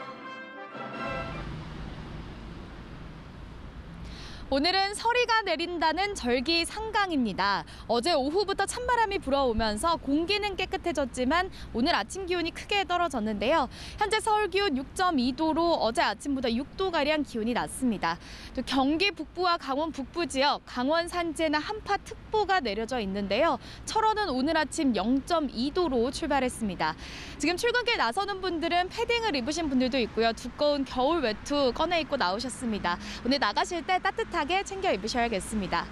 강원 북부 동해안 지역과 울릉도, 독도에는 오늘 5mm 미만의 비가 조금 내리겠고요. 강원 산지에는 첫눈이 내릴 가능성도 있습니다. 내일은 오늘보다 더 추워지겠습니다. 서울의 아침 기온 내일 아침 2도까지 떨어지겠고요. 일요일에는 6도로 내일 아침에 추위가 절정을 보인 뒤 기온은 차츰 오르겠습니다. 현재 기온은 어제 아침보다 3도에서 많게는 7도까지 떨어져 있으니까요. 오늘 나가실 때 따뜻하게 챙겨 입으시고 한낮에도 20도를 밑돌면서 서늘하겠습니다. 날씨 정보 전해드렸습니다. 네, 윤석열 검찰총장은 작심하고 나온 듯 어제 국감장에서 추미애 법무장관을 비판했습니다. 검찰총장은 법무장관의 부하가 아니다. 총장을 수사에서 손떼게 하는 지휘권 발동은 위법하고 부당하다라는 주장이었습니다. 뿐만 아니죠. 법무장관이 주도한 인사에 대해서도 노골적인 불만을 표시했고 자신은 어떤 상황에서도 소임은 다할 거라며 사퇴 가능성도 일축했습니다. 이재희 기자입니다. 중상모략이라는 단어는 제가 쓸 수 있는 가장 점잖은 단어라고 저는 생각합니다. 국감 초반부터 작심 발언을 쏟아낸 윤석열 검찰총장. 라임과 가족 관련 수사에서 손을 떼라는 추 장관의 지휘에 위법 소지가 있다고 날을 세웠습니다. 위법하고 또 그 근거라든지 그 목적이라든지 이런 게 보여지는 면에 있어서는 부당한 건 저희들은 다 확실하다고 생각합니다. 검찰의 정치적 중립을 위해 장관이 총장을 통해서만 사건 의견을 전달하도록 한 것인데 총장 배제 지휘는 법 위반이라는 주장입니다. 검찰총장은 법무부 장관의 부하가 아니라는 말까지 했습니다. 여당 의원들은 정치적 발언이라고 질타했습니다. 검찰과 총장 연루 의혹이 있는 상황에서 정당한 지휘였다는 겁니다. 우리 검찰정법 법무부 장관이 검찰의 최고 지휘 감독자 아닙니까? 검찰총장이 저 지휘 틀렸다. 이거는 기본적인 법 질서를 흔드는 겁니다. 윤 총장은 총장 패싱 논란이인 검찰 인사에 대해서도 협의 없이 인사가 이루어졌다고 추 장관을 겨냥했습니다. 그 아마 인사안이 청와대에 있을 겁니다. 청와대 연락해서 받아보시고 거기 의견 달아서 보내주세요 이러더라고요. 청와대에서는 펄쩍 뛰죠. 거취 문제는 총선 이후 대통령으로부터 흔들리지 말고 임기를 지키고 소임을 다하라는 메시지가 있었다며 사퇴는 없다고 했습니다. 뭐 어떤 압력이 있더라도 제가 할 소임은 다 할 생각입니다. 총장 임명 당시 살아있는 권력도 수사하라는 대통령 당부에 대해 윤 총장은 여전히 그렇게 생각하리라 믿는다고 말했습니다. KBS 뉴스 이재입니다. 라임 사건을 제대로 수사하지 않았다는 여당 의원들 지적에 대해서는 윤석열 총장 철저한 조사를 지시했다며 역시 정면으로 반박했습니다. 옵티머스 사건에 대해서는 자기 밑에 부장선에서 무혐의 처리됐던 거기 때문에 본인은 몰랐다고 주장했고 가족 관련 의혹도 아내의 일이라서 모른다고 했습니다. 방준원 기자입니다. 윤석열 총장은 라임 사건과 관련해 철저한 수사를 지시했다는 입장을 거듭 강조했습니다. 가을 국정감사에서 문제가 될 수도 있다. 철저히 조사를 하지 않으면 막 이런 얘기까지 했으며 김봉현 씨의 폭로를 접한 직후 접대받은 사람을 색출하라고 지시했다고도 밝혔습니다. 야당 정치인 로비 의혹 사건에 대한 검찰총장 직보에 대해서는 여당 의원들과 팽팽한 신경전을 벌였습니다. 총장님 말고는 대검과 법무부에서 이 사건에 야당 정치인이 연루돼 있었다는 걸 아는 사람이 아무도 없었다는 겁니다. 아니 야당 정치인이 연루가 돼 있으니까 이런 식으로 수사가 진행되는 게 정상입니까? 이런 경우가 많이 있습니다. 윤 총장이 중앙지검장이었을 당시 옵티머스 사건을 무혐의 처분한 것에 대한 비판도 나왔습니다. 당시 전파진흥원의 수사 의뢰서를 보면 진흥원의 피해는 없었지만 선의의 피해자 발생을 우려했다는 겁니다. 이 전파진흥원 여기는 손해가 없지만 이게 횡령, 배임, 그다음에 자본시장법 위반으로 해서 다른 피해가 많을 수 있다. 그러니까 다른 피해를 막기 위해서 수사를 해달라. 그렇게 수사 의뢰를 한 거예요. 그죠? 지금 알고 계시죠? 하여튼 제가 그렇게 의뢰를 한 겁니다. 수사 의뢰서를 보면. 윤 총장은 부장 전결로 본인은 당시 이 사안을 알지 못했다고도 했습니다. 또 가족 관련 의혹에 대해서는 근거 없는 의혹 제기를 하는 것은 부당하다며 아내의 일이라 모른다고 말했습니다. 한편 라임 수사를 맡고 있는 박순철 남부지검장은 검찰총장 지위 배제의 주요 의혹들은 사실과 거리가 있다며 정치가 검찰을 덮었다는 입장을 밝히고 사의를 표했습니다. 이에 대해 법무부는 지휘체계 공백을 최소화할 수 있게 금년간 후속 인사를 단행할 예정이라고 밝혔습니다. KBS 뉴스 방준원입니다. 윤석열 총장의 작심 발언에 추미애 장관은 즉각 맞불을 놨습니다. SNS에 반박문을 올리기도 했고 뒤이어 감찰 지시도 내렸습니다. 검사 접대 의혹, 야당 로비 의혹, 왜 빨리 수사를 안 했는지 감찰로 알아보라는 겁니다. 윤 총장은 여기에 대해서도 또 반박을 했습니다. 이정은 기자입니다. 검찰총장은 법상 법무부 장관의 지휘 감독을 받는 공무원이다. 총장은 장관 부하가 아니라는 윤석열 총장의 작심 발언에 추미애 장관은 SNS를 통해 곧바로 반박했습니다. 추 장관의 대응은 여기서 그치지 않았습니다. 국감에서 논란이 된 사안들에 대해 법무부와 대검이 합동으로 감찰에 나서라고 지시했습니다. 김봉현 전 스타모빌리티 회장이 폭로한 검사 접대 의혹과 검사장 출신 야당 정치인에 대한 수사 지연 의혹을 감찰 대상으로 지목했습니다. 검사 접대 의혹에 대해선 검찰총장과 서울 남부지검 지휘부가 최근 언론 보도 전까지 그 사실을 전혀 알지 못했다고 했는데 보고 과정에서 은폐되거나 무마됐는지 여부를 확인하라고 주문했습니다. 또 야당 정치인 수사와 관련해선 여당 정치인 수사와의 형평성을 문제 삼았습니다. 수사팀이 여당 정치인 수사와는 다른 방법으로 보고했는지 여당 정치인에 대한 수사와 비교해 차별적으로 진행된 건 아닌지 감찰하라는 겁니다. 앞서 법무부는 지난 16일부터 사흘간 김봉현 전 회장을 상대로 김 전 회장의 폭로 경위와 내용에 대해 감찰 조사를 한 바 있습니다. 이미 수사 지휘권을 행사한 상황에서 추가로 감찰까지 지시한 건 과잉 대응 아니냐는 목소리가 검찰 안팎에서 나오는 가운데 윤 총장은 국감에서 남부지검에서 관련 수사가 지금 박진감 있게 진행되고 있다며 감찰 지시가 수사에 관여하는 걸로 비춰질 우려가 있다는 입장을 밝혔습니다. KBS 뉴스 이정은입니다. 절기 상강인 오늘 서리가 내리는 시기답게 기온이 정말 뚝 떨어졌습니다. 경기와 강원 북부에는 한파특보도 내려졌는데요. 중계차 다시 한번 연결해보죠. 배지 캐스터, 밤사이 날이 많이 추워졌죠? 네, 어제 오후부터 찬바람이 불어오면서 공기는 깨끗해졌지만 기온이 뚝 떨어졌습니다. 오늘 아침 설악산은 영하 4.7도까지 기온이 내려갔고요. 지금 경기 북부와 강원 북부 지역 그리고 강원 산간 지역에는 올가을 들어 처음으로 한파특보가 내려져 있습니다. 어제 아침보다 많게는 기온이 7도에서 10도가량 떨어져 있으니까요. 나가실 때 따뜻하게 챙겨 입으셔야겠습니다. 내일 아침은 오늘보다 더 춥겠습니다. 내일 서울의 아침 기온 2도까지 떨어질 것으로 예상됩니다. 강원 북부 동해안 지역과 울릉도, 독도에는 비가 조금 내리겠고요. 올가을 들어 처음으로 또 강원 산지에는 첫눈이 내릴 가능성도 있습니다. 내일 아침 중부와 경북 내륙, 남부 산지는 영하로 기온이 내려가는 곳이 있겠습니다. 그래도 이번 추위는 오래가지 않겠는데요. 내일 아침 추위가 절정을 보인 뒤 차츰 기온은 오르겠습니다. 그래도 큰 일교차는 주의하셔야겠습니다. 현재 기온 살펴보겠습니다. 어제 아침보다 7도가량 기온이 떨어져 있습니다. 서울이 6.2도, 대전 6.8도 가리키고 있고요. 남부지방도 광주가 10.3도, 부산 9.1도로 역시 어제보다 더 춥습니다. 낮 기온은 서울이 13도, 강릉 16도, 대전 15도로 어제보다 3도에서 5도가량 기온이 낮겠고요. 남부지방은 광주가 15도, 대구 16도로 어제보다 역시 서늘하겠습니다. 바다의 물결은 모든 해상에서 3에서 4m까지 거세게 일겠고 동해안에서는 너울성 파도를 주의하셔야겠습니다. 가급적이면 해안가에 다가가지 않는 것이 좋겠습니다. 당분간 맑은 날씨가 이어지면서 대기는 차츰 건조해지겠습니다. 작은 불씨가 큰 불로 번질 수 있는 만큼 화재 예방에 유의하셔야겠습니다. 지금까지 여의도 색강역에서 날씨 전해드렸습니다. 독감 백신 접종 후 숨진 사람들이 전국 각지에서 모두 28명으로 늘었습니다. 첫 사례였던 인천 고교생의 사인, 백신과 무관하다는 국가수의 부검 결과가 나왔지만 불안감은 쉽게 사그러들지 않고 있는데요. 조혜진 기자가 보도합니다. 서울에서 독감 백신을 맞고 사망한 사례가 처음 확인됐습니다.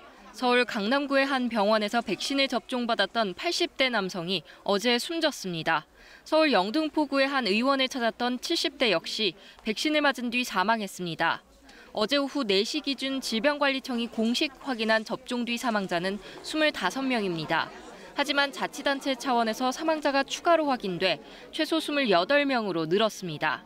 이 가운데 백신 접종 후 첫 사망 사례로 알려진 인천 고교생의 사인은 접종과 무관하다는 국가수 부검 결과가 어제 나왔습니다. 경찰은 정확한 사인을 밝힐 수 없지만 관련 수사를 계속 진행하겠다고 말했습니다. 지금까지 확인된 사망 사례를 지역별로 보면 경북에서 4명, 서울과 전북, 전남, 경남에서 각 3명, 인천과 대구 각 2명, 대전, 경기, 강원, 충남, 제주에서 각 1명의 사망자가 신고됐습니다.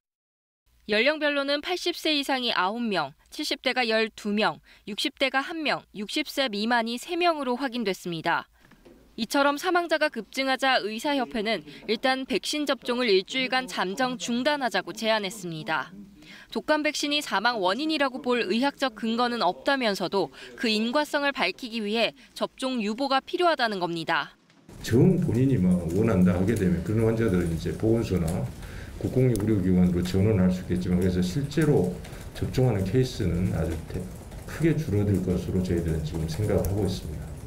의사협회는 다만 이미 접종받은 환자는 안심해도 좋지만 특이 증상이 생길 경우 인근 의료기관을 찾아달라고 강조했습니다. 반면 대한백신학회는 백신을 맞은 뒤 사망한 사례에 대해 인과관계가 확인되지 않고 있다며 접종을 지속해야 한다고 밝혔습니다.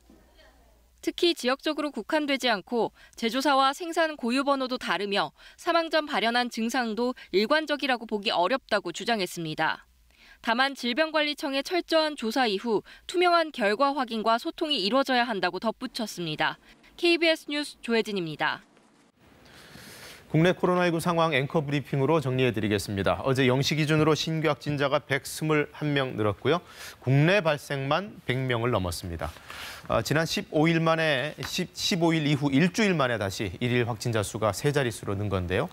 지역별로 보면은 경기도가 62명으로 가장 압도적으로 많았고요. 서울이 18명, 충남 11명, 부산 5명 순이었습니다.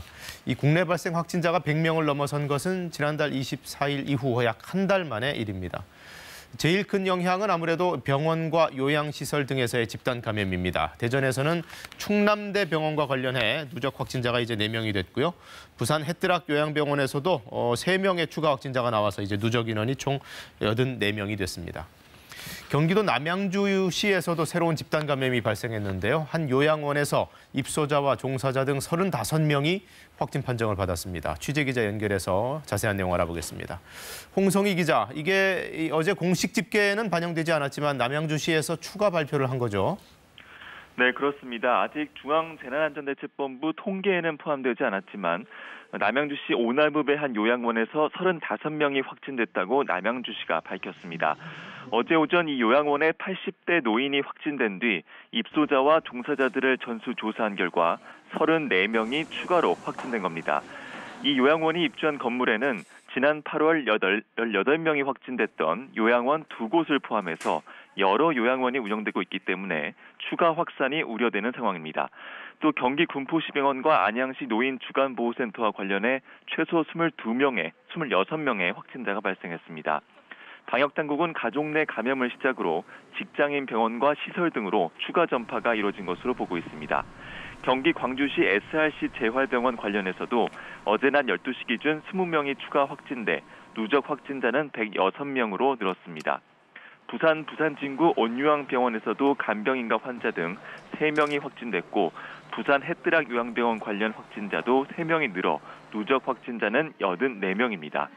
이 병원과 요양시설에서 집단 감염이 잇따르면서 수도권 내 요양병원 등에 대한 선제적인 전수검사가 현재 진행 중입니다.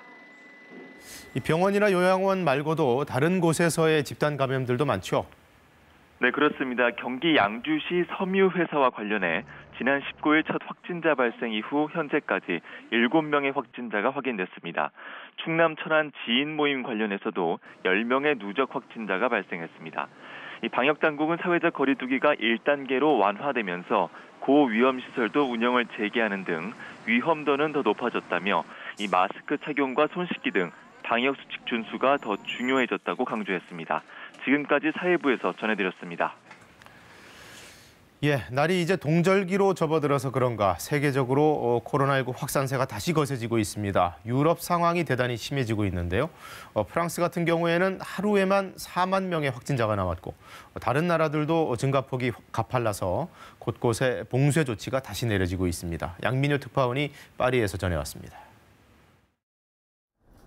코로나19 2차 대유행이 강타한 프랑스, 하루 새 4만 1천여 명의 신규 확진자가 쏟아졌습니다.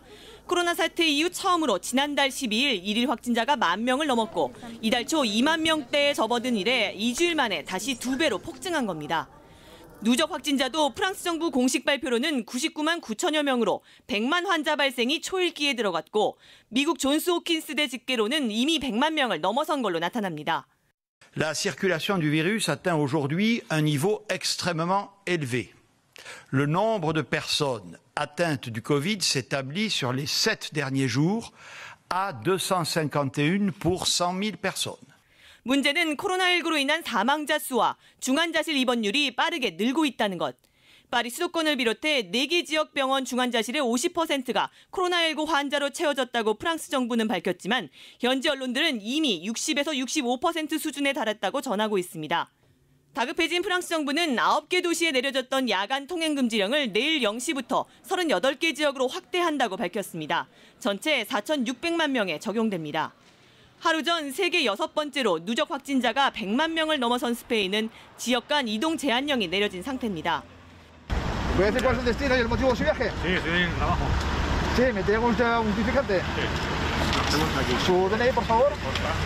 특히 수도 마드리드 일대의 코로나19 확산세가 심각하지만 통행금지령 확대를 놓고 스페인 중앙정부와 지방정부 간 갈등이 심화되고 있습니다. 이탈리아에선 신규 확진자가 16,000여 명이 발생해 하루 만에 최다 기록을 경신했습니다. 벨기에와 스위스도 봉쇄 조치 재도입을 고심하는 가운데 유럽연합은 다음 주 비공식 화상 정상회의를 소집해서 코로나19 대책을 논의할 예정입니다. 파리에서 KBS 뉴스 양민효입니다. 미국 대선을 12일 앞두고 보수 성향의 베럿 연방대법관 후보자 인준안이 상원 법사위를 통과했습니다. 의회 최종 표결에서도 가결될 가능성이 높기 때문에 이게 선거에 어떤 영향을 미칠지 초미의 관심사입니다. 오늘 트럼프 대 바이든, 바이든 대 트럼프의 마지막 TV 토론도 열립니다. 워싱턴 김은규 특파원의 보도입니다. 베럿 대법관 후보자 인준안이 1차 관문인 상원 법사위를 통과했습니다. 야당은 불참했고 공화당 만장일치로 통과시켰습니다. Our Democratic colleagues informed the committee last night that they will not participate in the hearing. That was their choice. It will be my choice to vote the nominee out of committee. 다음 주 상원 전체 표결이 있는데 야당이 인준을 저지할 방법이 없습니다. 보수 대법관이 1명 더 늘어 보수 6, 진보 3 구도가 확정되는 건데 트럼프 대통령은 보수 유권자들이 결집하는 효과를 기대합니다. 12일 남은 미 대선 양측 총력전입니다. 부동층보다 지지자들 더 많이 끌어모으는 데 집중하고 있습니다. 지난 대선 여론조사 오류를 의식한 듯 투표 동원에 집중하고 있습니다. I don't care about the polls. There were a whole bunch of polls last time. Didn't work out because a whole bunch of folks stayed at home and got lazy and complacent. Not this time. Then he said he will not get the nomination. Then he got the nomination. Then he said he will not be our president. Then I won. 오늘 마지막 TV 토론에선 상대 말할 때 끼어들면 마이크 꺼집니다. 트럼프 대통령 그러든 말든 자기식대로 토론하겠다고 합니다. 바이든 후보 둘째 아들 문제가 집중 타격 대상입니다. 우크라이나 기업으로부터 거액 연봉 등 아버지 바이든 후보 후광으로 이득 얻었다는 부패 의혹입니다. 바이든 후보 토론회 준비한다고 그나마 비대면으로 해오던 유세마저 접었습니다. 1차 토론 때 예상보다 선방했다는 평을 받았습니다. 미 대선 정책 비전 잘 보이지 않습니다. 상대를 더 독하게 공격합니다. 그렇게 하는 게 표 모으는 데 더 도움된다는 계산 같습니다. 미 대선 마지막 관문 TV 토론회 말에 전쟁터가 예상됩니다. 워싱턴에서 KBS 뉴스 김웅규입니다. 사건 사고입니다. 어제 저녁 7시 50분쯤 경기도 김포시 풍무동에서 30대 여성 A씨가 몰던 차량이 식당으로 돌진하는 사고가 발생했습니다. 이 사고로 당시 식당에 있던 시민이 차를 피하다가 의자와 테이블에 부딪히는 등 6명이 다쳐 병원으로 옮겨졌습니다. 경찰과 소방당국은 A씨가 운전 중 실수로 가속 페달을 밟은 것으로 보고 정확한 사고 원인을 조사하고 있습니다. 어제 저녁 6시 50분쯤 중부고속도로 하행선 서청주 나들목 인근에서 관광버스가 앞서 있던 대형 화물차를 추돌하는 등 차량 넉 대가 잇따라 부딪혔습니다. 이 사고로 버스 운전자와 버스에 타고 있던 승객 등 2명이 숨지고 7명이 부상을 입어 병원으로 옮겨졌습니다. 경찰은 추돌 사고로 서 있던 화물차를 버스가 들이받은 것으로 보고 정확한 경위를 조사하고 있습니다. 어제 밤 10시쯤 서울 성동구 성수동 왕복 4차선 도로에서 가로 5m, 세로 4m, 깊이 1.5m 규모의 땅 꺼짐 현상이 발생했습니다. 당시 현장에서 집안 공사가 진행 중이었지만 모두 대피해 다친 사람은 없었습니다. 성동구청 관계자는 안전을 위해 2개 차로를 통제하고 있다며 새벽 사이 복구를 마무리해 출근길 통행에는 지장이 없도록 할 예정이라고 설명했습니다. 타이어 전문 매장이 휠을 고의로 훼손한 뒤 교체를 권유했다는 보도 어제 이 시간에도 전해드렸는데요. 나도 비슷한 피해를 입었다는 주장이 제보로 쏟아졌습니다. 특히 같은 업체 다른 지점에 대해서도 의혹이 제기됐습니다. 김정대 기자가 보도합니다. 멀쩡한 타이어 휠에 스패너를 끼우고 힘껏 들어올리는 작업자.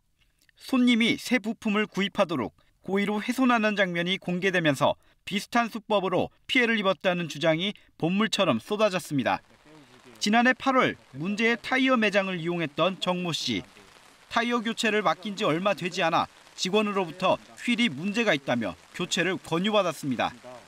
주행 시 별다른 이상을 느끼진 못했지만 직원의 말만 믿고 200만 원을 들여 타이어 4개와 휠까지 교체했습니다. 이렇게 다니시면 큰일 난다고 하니까 교체를 하셔야 될 것 같다. 좀 분하기도 하고 짜증나기도 하고. 지난 5월 같은 매장에서 휠을 교체한 이준일 씨는 집에 보관 중이던 휠에서 스패너 자국을 발견했습니다. 이 씨는 조만간 해당 매장을 고소할 예정입니다.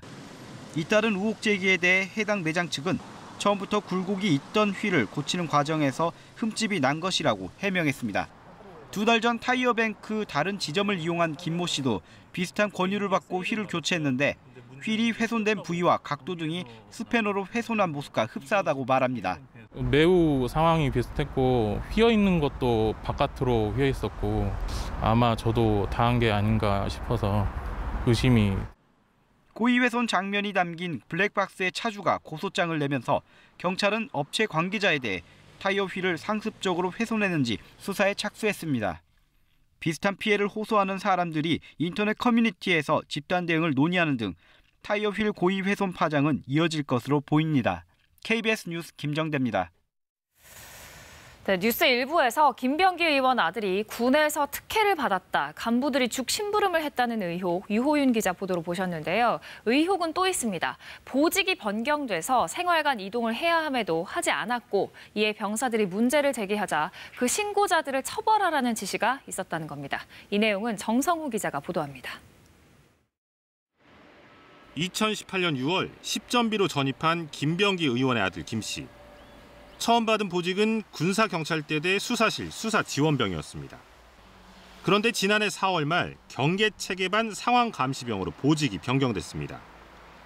비행단 주변에 설치된 CCTV를 감시하는 업무를 맡은 겁니다.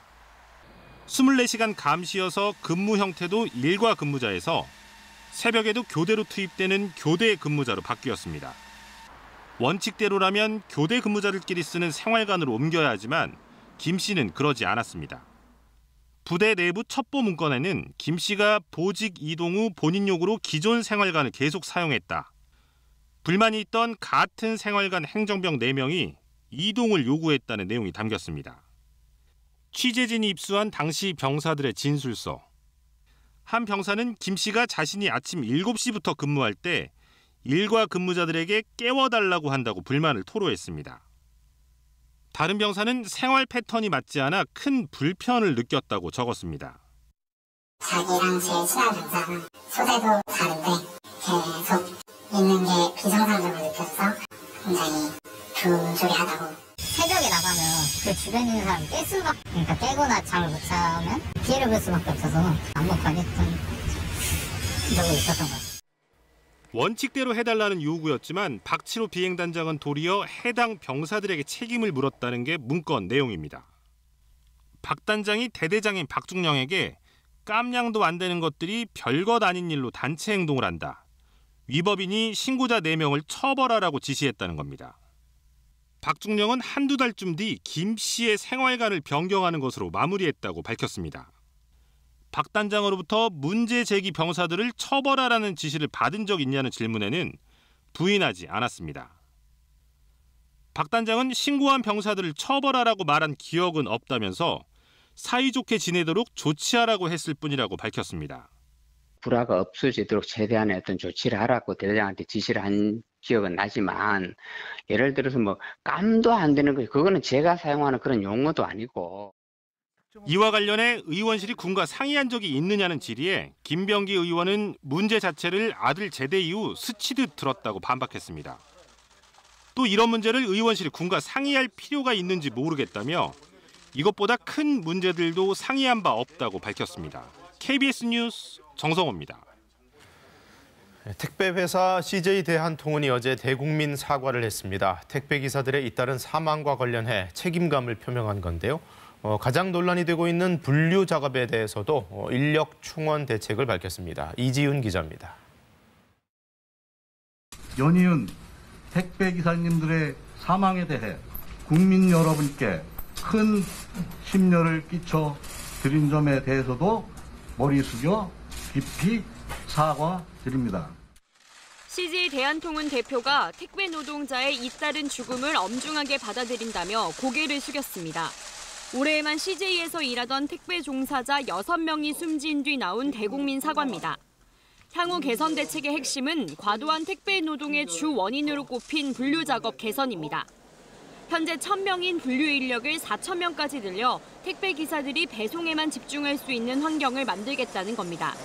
이렇게 되면 새벽부터 나와 꼬박 낮까지 해야 했던 분류 작업이 줄게 돼 기사들이 자율적으로 업무 시작 시간을 조절할 수 있게 된다는 설명입니다. 한 명의 택배기사에게 과도하게 배송 물량이 몰릴 경우 다른 택배기사들이 분담하는 방안도 내놨습니다. 전문기관에 의뢰해 건강한 성인이 하루에 배송할 수 있는 적정량을 산출한 뒤 택배기사님들이 적정 배송량을 초과해 일하지 않도록 개선해 나가겠습니다.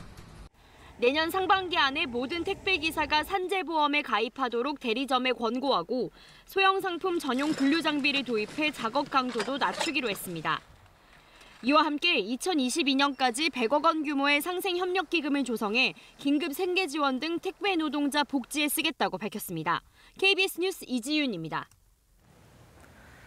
미국에선 식품의약국 FDA가 코로나19 백신의 안전성을 검토하기 위해 전문가들을 소집했습니다. 백신 개발이 임박한 게 아니냐 분석이 나오는데 제약회사들은 올해 안에는 완료하겠다는 계획입니다. 워싱턴 금철영 특파원의 보도입니다. 미 식품의약국 FDA가 독립적인 백신 전문가들로 구성된 패널을 소집했습니다. 개발 중인 백신과 관련해 출시 전에 안정성과 투명성을 어떻게 확보할 수 있는가를 논의하는 자리입니다. FDA는 종종 신약이 개발되기 전 이와 유사한 전문가 패널을 소집해 안정성 등을 집중 검토해 왔습니다. 그런 만큼 코로나19의 확산을 막을 백신 개발이 임박한 것 아니냐는 전망을 낳고 있습니다. 현재 화이자와 모더나, 존슨앤존슨, 아스트라제네카 등 제약회사들은 이르면 올해 안에 코로나19 백신 개발을 완료한다는 계획입니다. 대부분 임상시험의 마지막 단계인 3상 시험을 진행 중입니다. 정도의 차이는 있지만 대략 3만 명 안팎의 임상 참여자를 대상으로 하고 있습니다. 이 단계에선 개발 백신 투여 그룹과 가짜약 투여 그룹으로 나눈 뒤 백신의 효능과 부작용을 정밀 파악합니다. 하지만 이런 단계가 남아있는 만큼 신속한 승인이 이루어지더라도 이르면 12월 중에나 백신이 나올 수 있을 것으로 전망됩니다. 미 대선에서도 코로나19 대응 평가가 주요 이슈로 등장한 가운데 갈 길 바쁜 트럼프 대통령은 백신 출시에 기대를 걸고 있습니다. Safe vaccines that quickly end the pandemic. It's ending. Normal life. That's all we want. You know what we want? Normal life. 이런 가운데 코로나19로 인한 하루 사망자 수는 1,100명을 다시 넘어섰습니다. 지난달 이후 한 달 만입니다. 워싱턴에서 KBS 뉴스 금철영입니다. 음주운전 차에 치여 뇌사 판정을 받은 경찰관이 새 생명을 선물하고 떠났습니다. 고인의 평소 뜻에 따라 가족들이 장기 기증을 결정했는데요. 결혼 14년 만에 얻은 어린 딸을 두고 떠나 안타까움을 더하고 있습니다. 신지수 기자입니다. 두 돌이 채 안 된 딸아이를 사이에 두고 행복하게 웃고 있는 부부. 딸 유진이의 엄마는 14년 차 경찰관 홍성숙 경사입니다. 10번 넘는 시험관 시술을 거쳐 결혼 14년 만에 얻은 딸을 돌보며 행복한 생활을 보내고 있었습니다.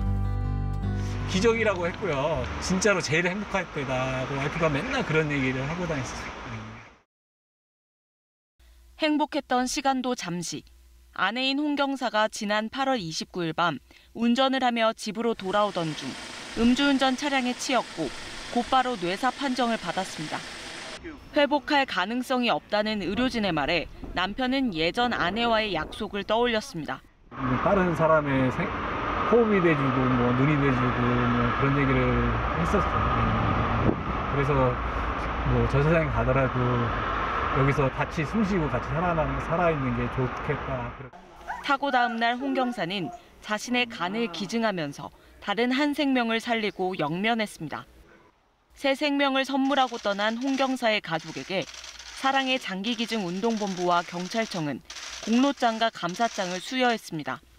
동료 경찰과 시민이 남긴 댓글 3천여 개를 모은 책자와 초상화도 함께 전달했습니다. 안 씨는 아직 엄마의 부재를 모르는 딸에게 이런 마음들을 모아 이야기해줄 예정입니다. 경찰차를 보면 엄마 하고 찾습니다. 지금은 하늘나라에 있지만 엄마에 대한 그 숨결이나 그런 게 다른 사람들한테 남겨있다라고 얘기를 해주고 싶습니다. KBS 뉴스 신지수입니다.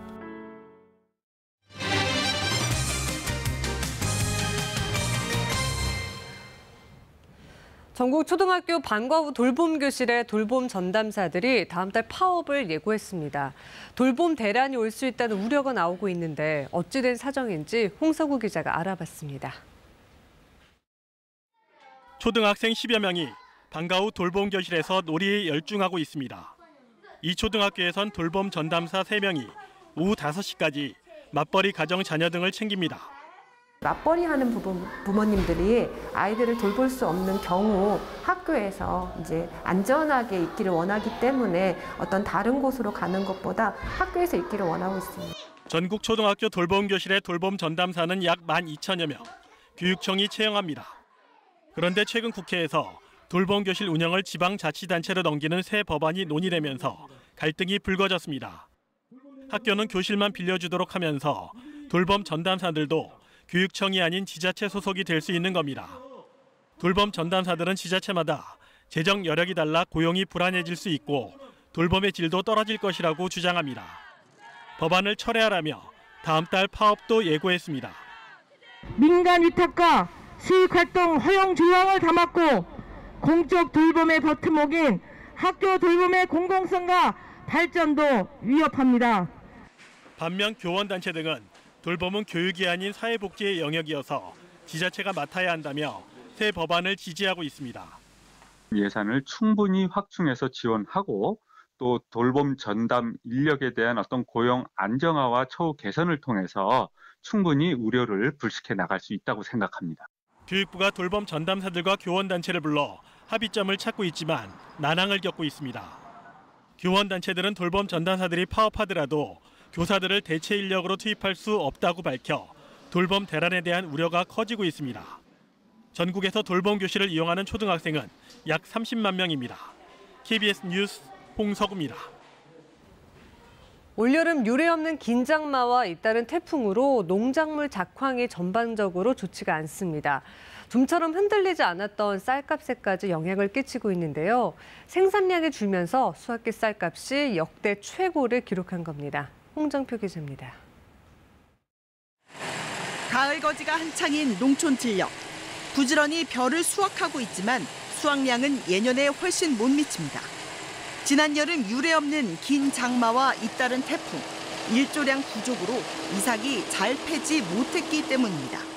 벼 보면 결실이 부족해가지고 마디기당 석섬골, 원래 늑섬 5섬씩 나던 것이 석섬골 나니까 수확량이 한 30%에서 50% 떨어졌다고 보여야죠.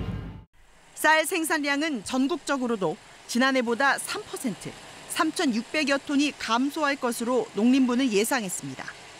생산량이 줄다 보니 산지 쌀값은 80kg 한 가마에 21만 9,288원으로 지난해보다 14% 이상 올랐습니다.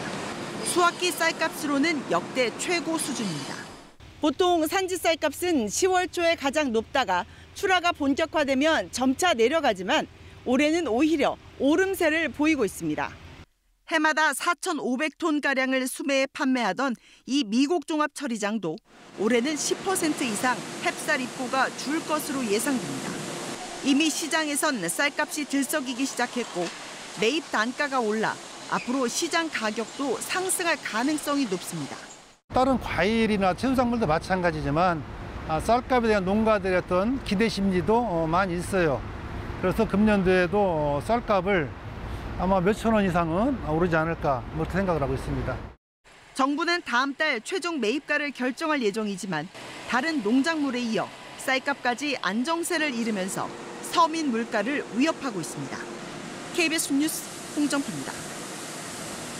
나영일 사건의 범인 조두순의 출소가 이제 50여일 앞으로 다가왔습니다. 조두순이 거주지로 고른 경기도 안산은 벌써부터 불안감을 호소하고 있는데요. 이런 가운데 전자발찌를 찬 성범죄자들의 재범 현황을 조사해보니 그 장소가 범죄자의 집에서 1km 안쪽이었던 것으로 드러났습니다. 이청초 기자입니다. 강원도 춘천의 한 상가 건물 안 30대 남성이 가위를 발목 쪽에 대는가 싶더니 전자발찌를 끊고 그대로 달아납니다. 집에서 1km 떨어진 곳이었습니다. 이 남성을 다시 붙잡기까지는 11시간이나 걸렸습니다.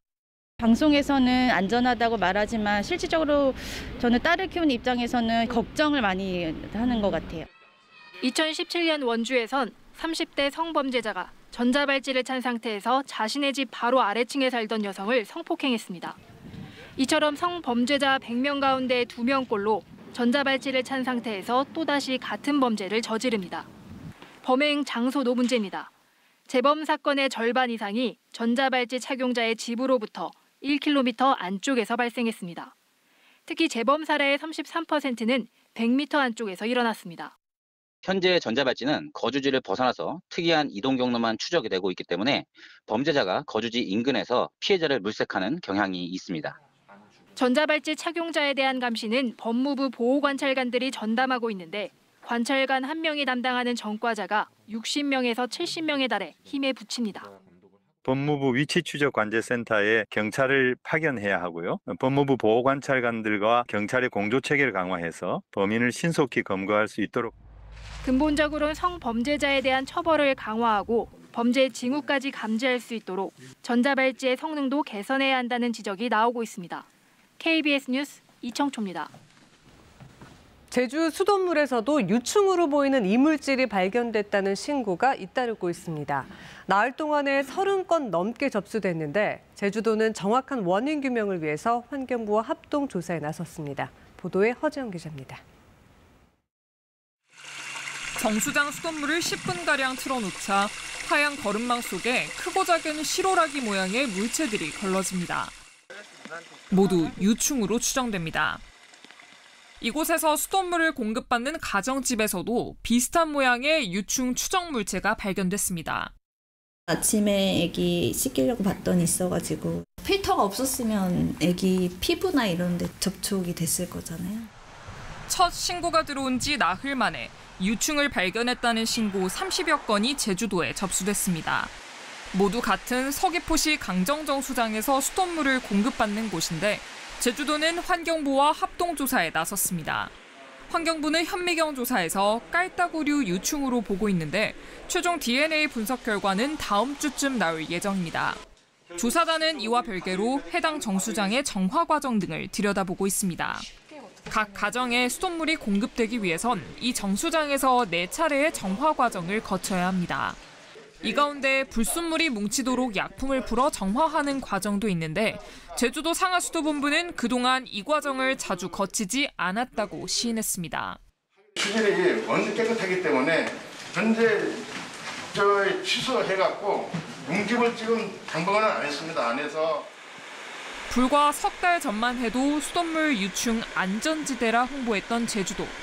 시민 불안이 커지면서 제주도는 해당 지역 주민들에게 먹는 물로 생수를 공급하기 시작했습니다. KBS 뉴스 허지영입니다. 이 시각 출근길 교통 상황 알아보겠습니다. 서울경찰청입니다. 안녕하십니까. 금요일 아침 교통정보입니다. 일부 상습 정체 구간을 제외한 대부분 구간 소통 원활한 출근길 되고 있습니다. 여유로운 마음으로 즐거운 출근길 되시기 바랍니다. 강변북로 일산 방향 동작대교에서 한강대교 사이 4차로상 고장 차량이 있어 이 여파로 짧은 정체 있습니다. 동부간선도로 의정부 방향 녹천교부터 상길교까지 지나기 어렵고 반대 성수 방향은 원룸분기점부터 중랑교까지 밀립니다. 내부순환로 성산 방향 성산대교로 빠지는 구간만 잠시 서행되고 정릉램프, 홍제램프 등 대체로 수월한 모습입니다. 도봉로 삼양동 입구 사거리에서 미아 사거리 사이 출근 차량 늘면서 더딘 운행되고 있고요. 증산로 응암역에서 세전력 지나 증산역까지 드문드문 정체에 이어지고 있습니다. 이어서 교통통제 및 혼잡 예상 정보입니다.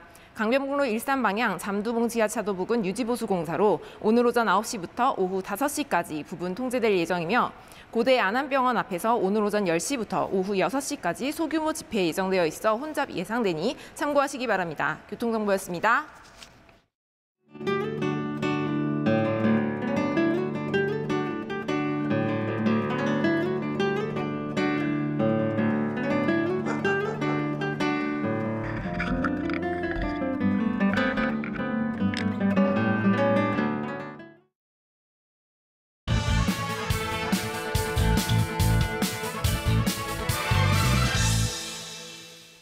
일본 정부가 현지 주민들과 관련국들의 반발에도 후쿠시마 원전 오염수 방류를 다음 주 초 결정할 방침입니다. 원전 오염수가 태평양에 대량으로 방출되면 해양 생태계는 물론 인체에도 악영향을 끼칠 것이란 우려가 높습니다. 오염수를 정화해 방류한다고 하지만 과학적으로 안전성이 입증된 건 아니기 때문입니다. 특히 일본과 인접한 우리로선 한반도 주변 해역과 수산물 오염에 대한 걱정이 클 수밖에 없습니다. 지난 2011년 동일본 대지진 때 폭발한 후쿠시마 원전은 해결료 냉각수에 빗물과 지하수가 유입되면서 오염수가 대량 발생하고 있습니다. 지금까지 저장 탱크에 보관 중인 오염수만 123만 톤이 넘는다고 합니다. 일본 정부는 보관 용량이 포화 상태인 만큼 오는 27일 관계장관 회의를 열어 태평양 방류를 결정하고 2022년 10월부터 실행에 옮길 계획입니다. 문제는 오염수의 상태가 심각하다는 점입니다. 우리 원자력안전위원회가 올 국정감사에 제출한 자료를 보면 전체 오염수의 72%는 방사능 배출농도 기준을 초과한 상태입니다. 안전 논란을 의식해 일본 정부는 오염수를 2차례 정화해 기준치 이하 농도로 방류한다고 강조합니다. 하지만 오염수에 포함된 삼중수소는 기술적으로 정화가 불가능하고 인체에 축적되면 유전자 변형을 초래할 수 있다고 전문가들은 경고합니다. 이런 이유로 후쿠시마 주변 지자체와 어민들은 방류를 강력히 반대하고 있으며 일본 언론들도 구체적인 안전 대책 마련을 주문하고 있습니다. 우리나라도 영향을 받을 수 있습니다. 오염수가 장기간 대량 방류되면 동해나 남해로 유입될 수 있는 데다 일본산 수산물 수입을 통한 유입도 배제할 수 없습니다. 이 때문에 국내외 환경단체들은 정부의 적극적인 대응을 주문하고 있지만 뾰족한 대책은 없는 상황입니다. 일본 정부는 자국민은 물론 이웃 국민들에게까지 영향을 끼칠 수 있는 오염수 방류를 일방적으로 강행해서는 안 됩니다. 오염수에 대한 정보를 국제사회에 상세히 공개하고 안전 대책을 제시해야 합니다. 우리 정부도 해양 방사능 감시 체계를 강화하고 국제사회와 연대해 적극적으로 목소리를 낼 필요가 있습니다. 뉴스 해설이었습니다. 추미애 법무장관과 윤석열 검찰총장이 또 정면 충돌했습니다. 윤 총장은 추 장관의 수사 지휘가 위법하고 부당하다고 비판했고 추 장관은 라임 사건 관련 검찰의 수사 무마 의혹에 대해 감찰을 지시했습니다. 독감 백신 접종 후 숨진 사례가 잇따르면서 사망자가 최소 28명으로 늘어났습니다. 첫 사망 사례였던 인천 고교생의 사인은 접종과 무관하다는 국가수 부검 결과가 나왔습니다. 코로나19 신규 확진이 121명으로 일주일 만에 다시 세 자릿수로 늘었습니다. 경기도 남양주의 한 요양원에서 35명이 확진되는 등 노인보호시설과 병원 등에서의 집단 감염이 잇따르고 있습니다. 잉글랜드 프로축구 토트넘의 손흥민이 유로파리그 조별리그 1차전에서 골을 터뜨리며 팀의 승리를 이끌었습니다. 3경기 연속골이자 시즌 9호 골입니다. 절기상 상강인 오늘 기온이 큰 폭으로 떨어져 춥겠습니다. 경기 북부와 강원 북부에는 올가을 들어 처음으로 한파특보가 내려졌습니다. 네, 절기 상강인 오늘 찬바람이 불면서 아침 기온이 뚝 떨어졌습니다. 공기는 깨끗해졌지만 어제 아침보다 기온이 크게 떨어져 있는데요. 경기 북부와 강원 북부 지역, 또 강원 산간 지역으로는 올가을 들어 처음으로 한파특보가 내려져 있습니다. 설악산은 아침 기온이 영하 4.7도까지 떨어졌고요. 철원 등 일부 내륙 지역도 영하권 추위를 보이고 있습니다.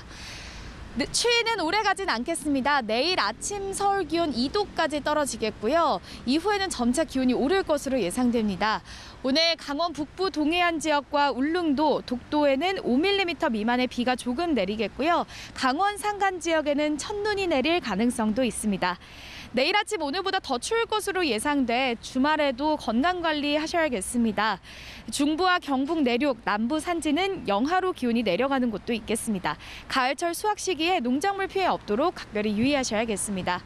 현재 기온 살펴보겠습니다. 서울이 5.5도, 강릉이 8.6도, 대전 6.6도로 어제 아침보다 많게는 7도가량 기온이 낮습니다. 남부지방도 어제보다 기온이 낮은데요. 광주가 10.2도, 부산 9도 가리키고 있습니다. 한낮에는 서울이 13도, 강릉 16도, 대전 15도로 어제보다 3도에서 5도가량 낮겠고요. 남부지방도 광주 15도, 대구 16도로 어제보다 서늘하겠습니다.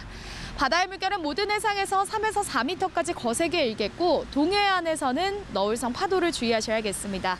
당분간 맑은 날씨가 이어지면서 대기는 건조하겠습니다. 날씨 전해드렸습니다. 네, 주말 옷차림 따뜻하게 하셔야겠네요. 뉴스 마칩니다. 고맙습니다.